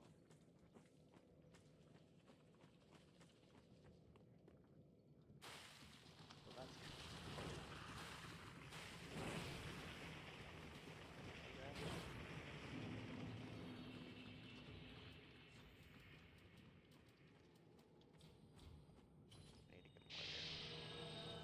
Or at least you need to pop off one fucking person at least.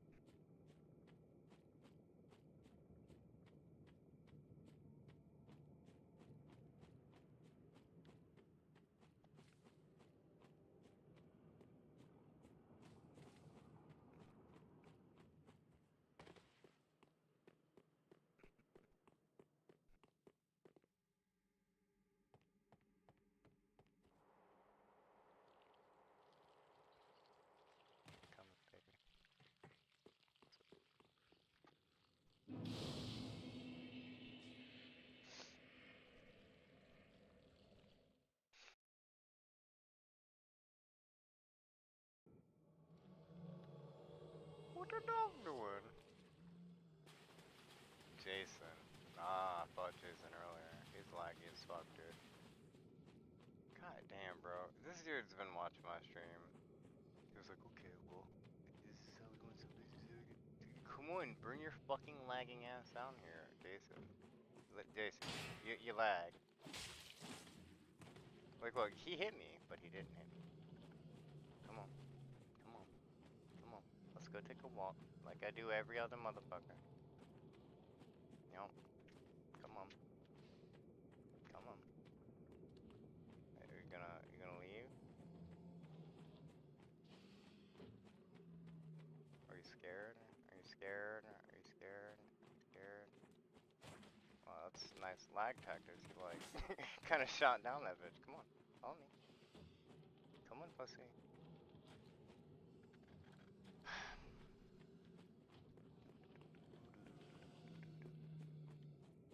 Dog, I will just go down here and sit with these two dudes, and I don't really give a shit.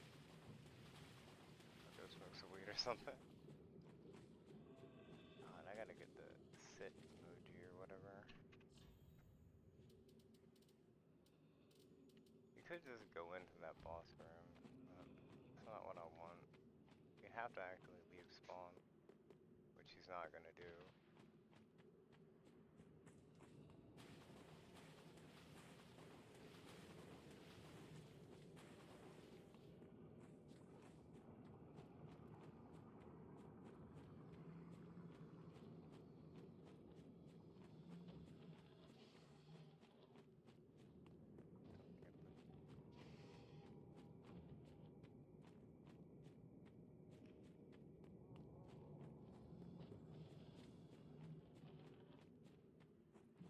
Come on, pussy. Come out of the spawn.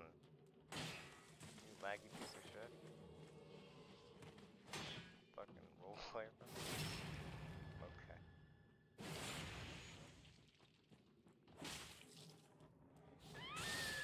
The lag, bro. The lag is egregious, dude. Is there, there might be a place in the options that I can set it to, like, the same, like, location. Because, like, when I block and I can't do anything, it's kind of like Brazil. Number one, wait. Crossplay.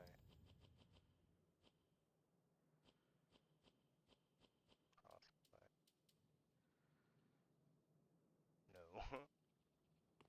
Then why was his lag shit? That's what I want to know.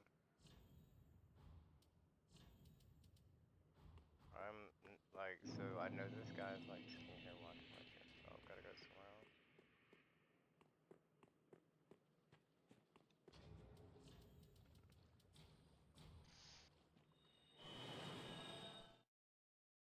This is like, he was so mad about me like AFKing when I was just trying to leave, dude. Where's a good place to be?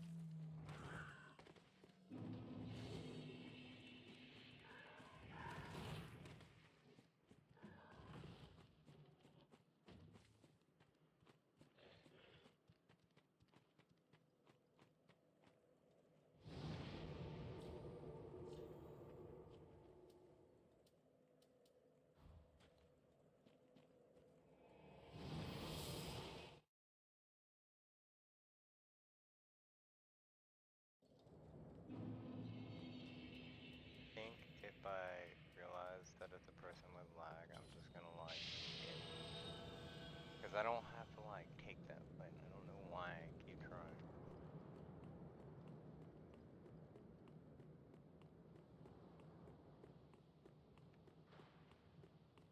Like, I tried to take that fight last time, actually, and that's what had me like, what the fuck?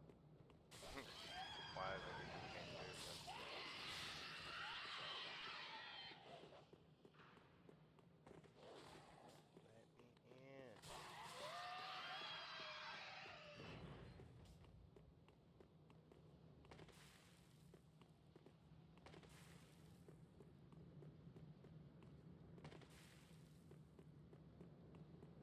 I can't think of anything I would have missed in this area.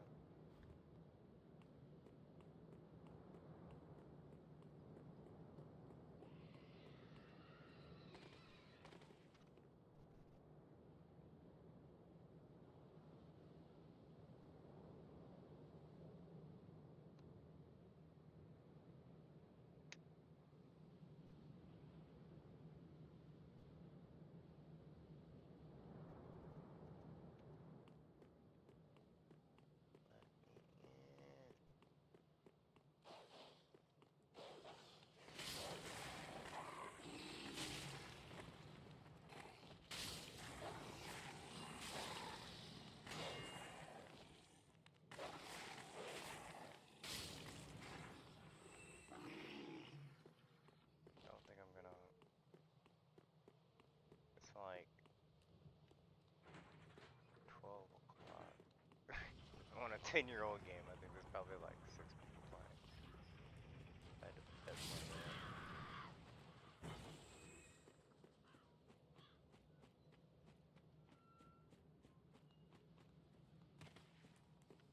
You know what? I don't think I ever killed that dragon. Which is good.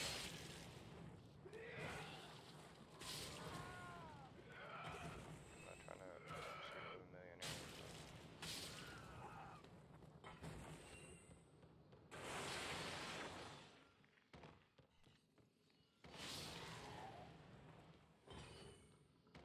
Give me a thrall hood. Same now.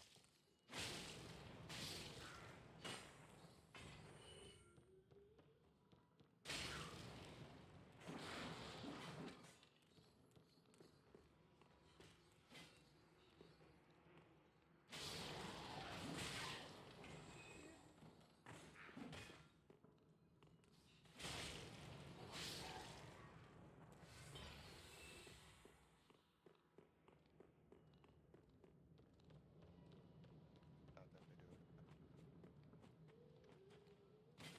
Okay. Oh.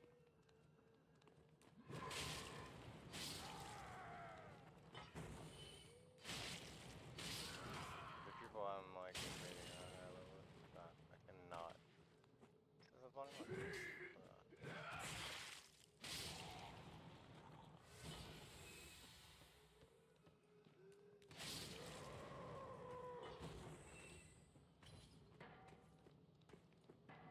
Hello?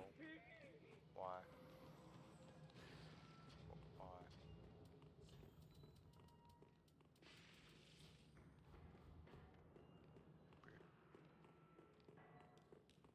Weird.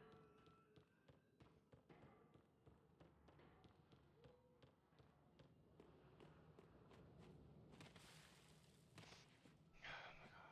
You know that meme with Eric Andre where he's like, let me in? Exactly how I fucking feel right now. I've never tried so hard to get a good engagement here.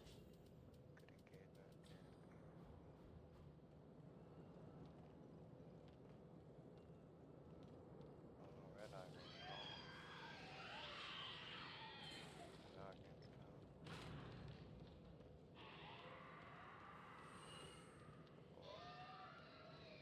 Hello?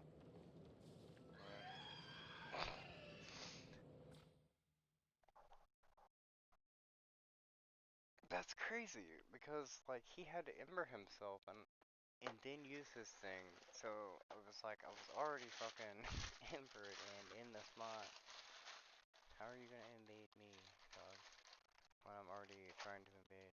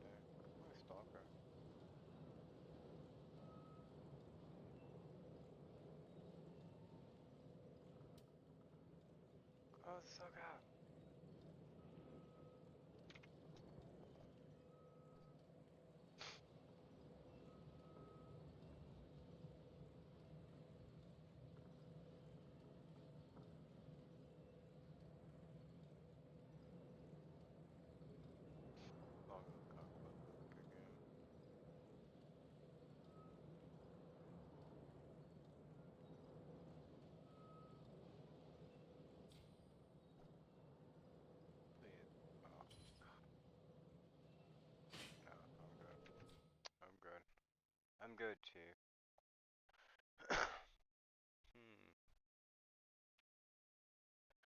Game dead, bro.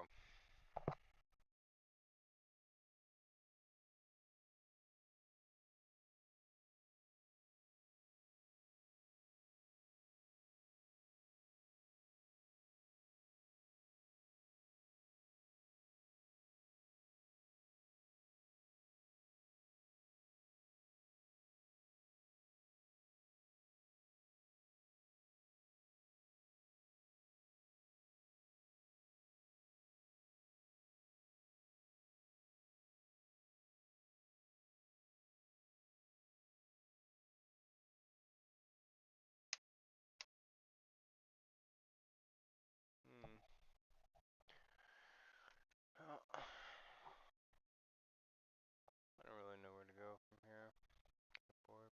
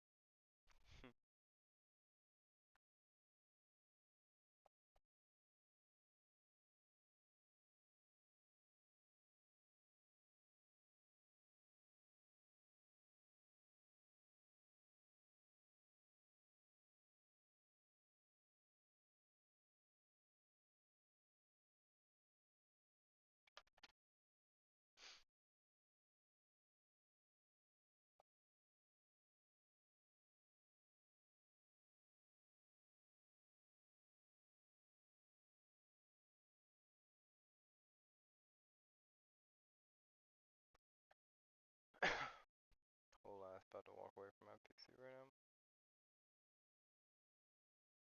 I did leave it running last night, so I'm gonna try to find one thing to do before I go to bed.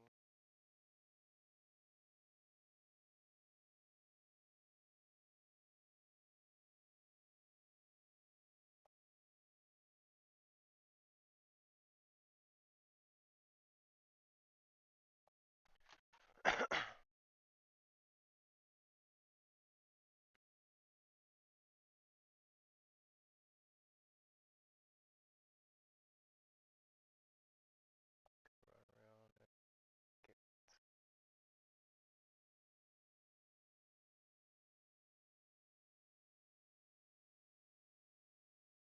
I'm thinking about starting a new file on Undertale. There's like a couple of things you need to know when playing Undertale. Like, you have to have money for the fucking spiders or whatever.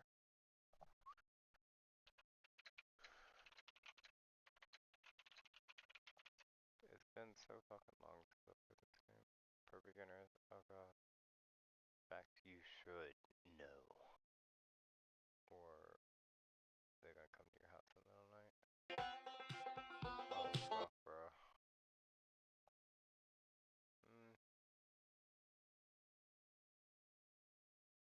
Fuck it.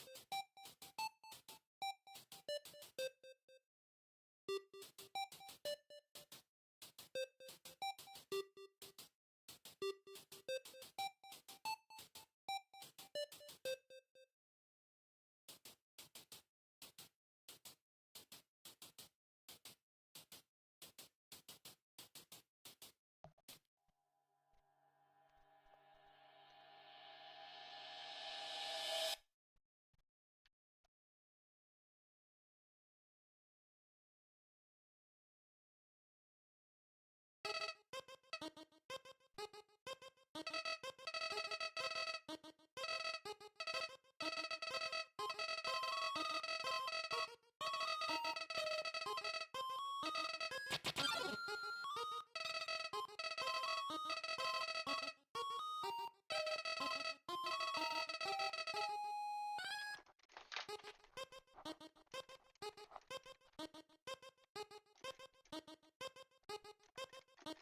me play with this, bro. Hold up.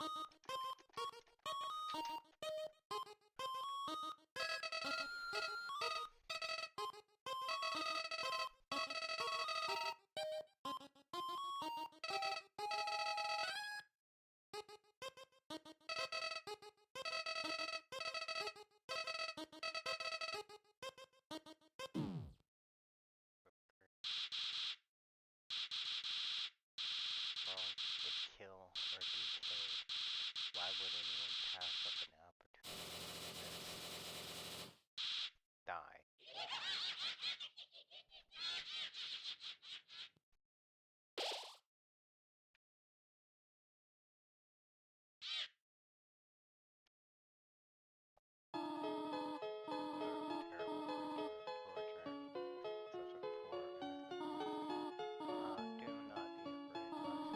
I am Tori.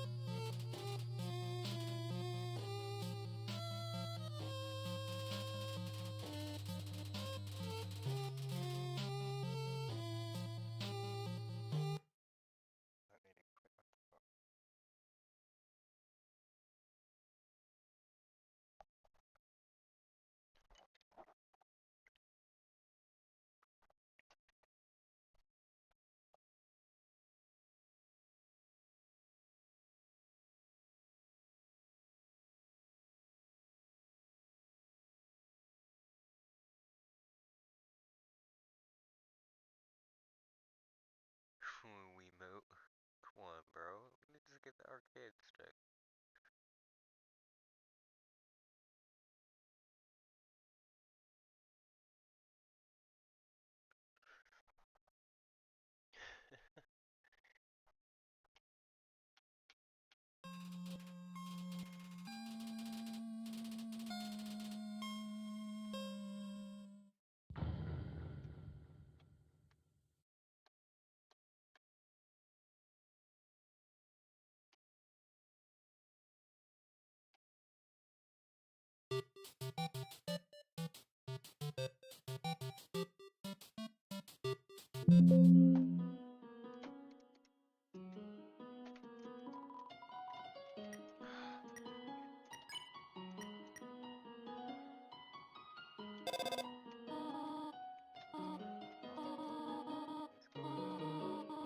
First, then they.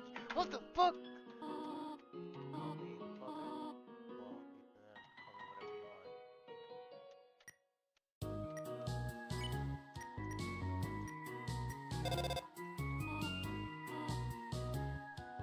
Huh?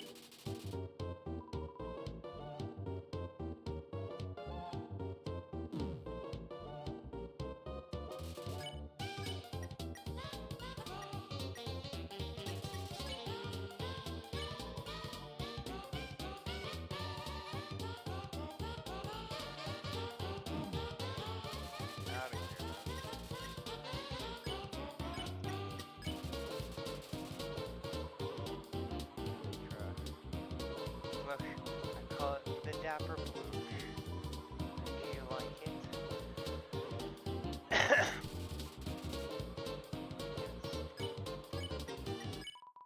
Oh gee. I usually okay, I met somebody nice.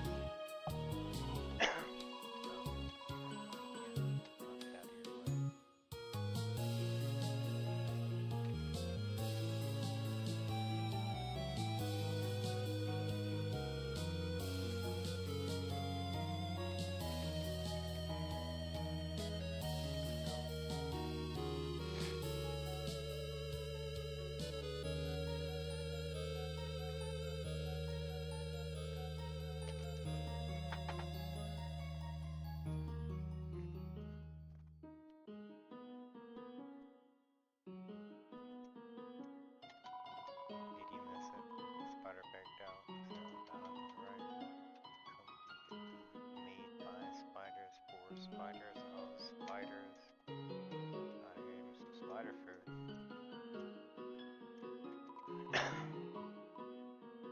Yeah.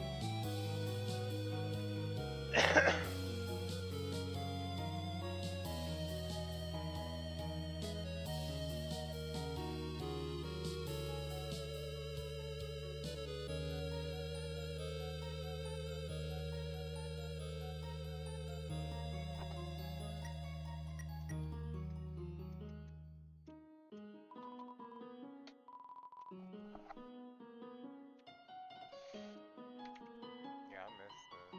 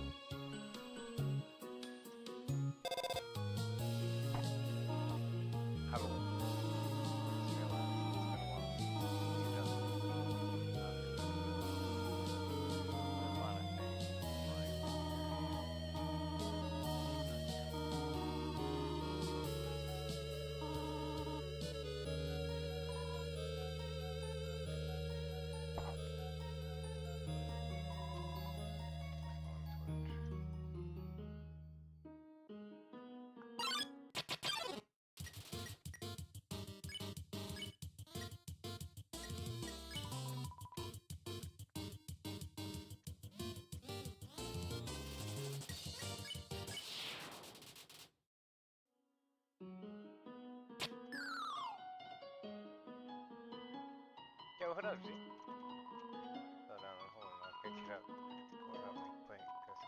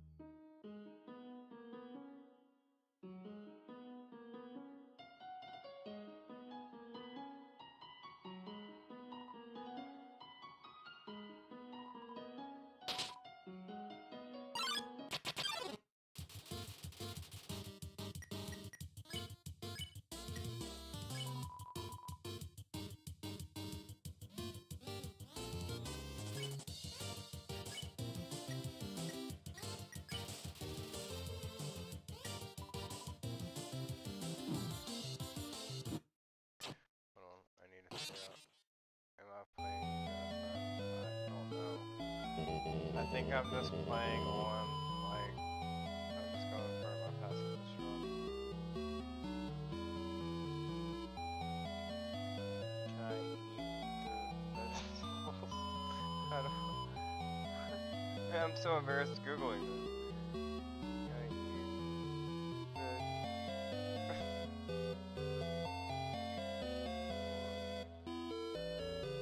because it says dinner.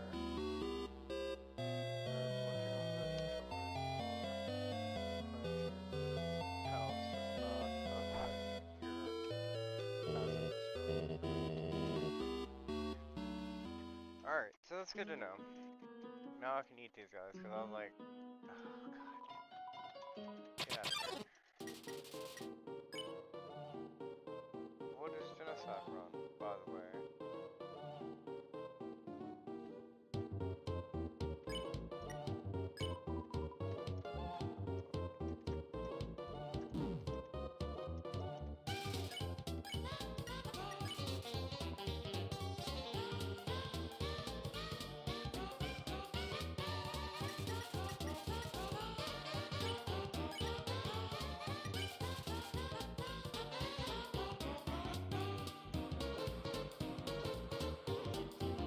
Man, I knew I should have gone back to sleep.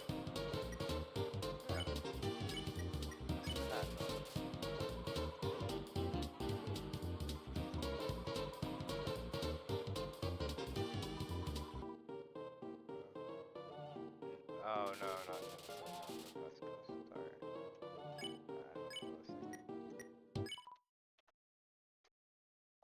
I feel like this might be harder.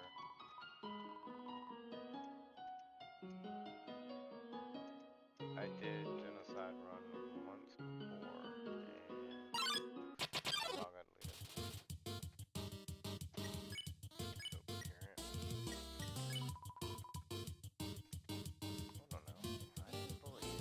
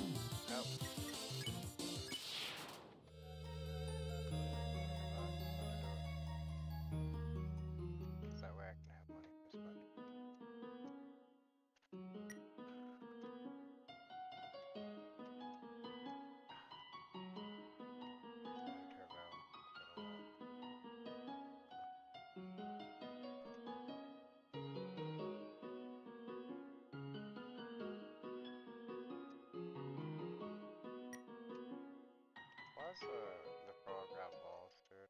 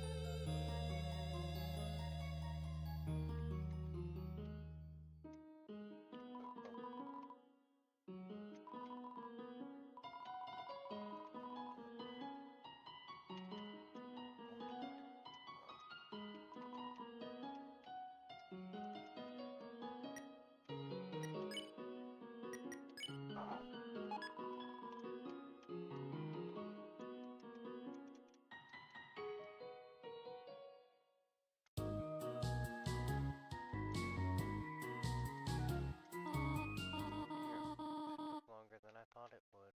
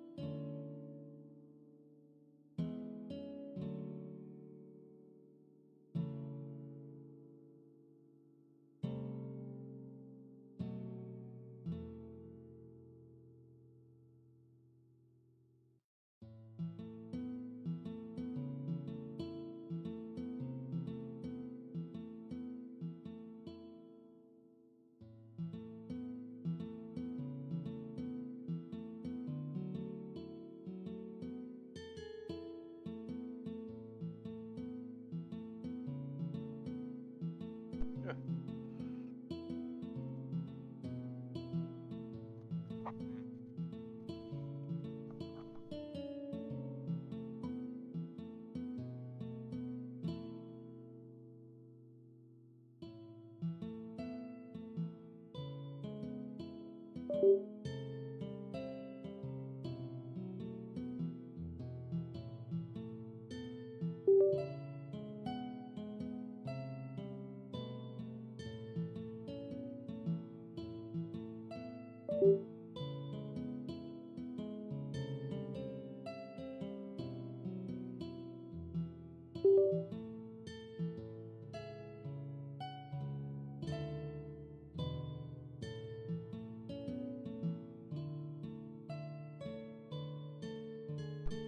was like, what the fuck?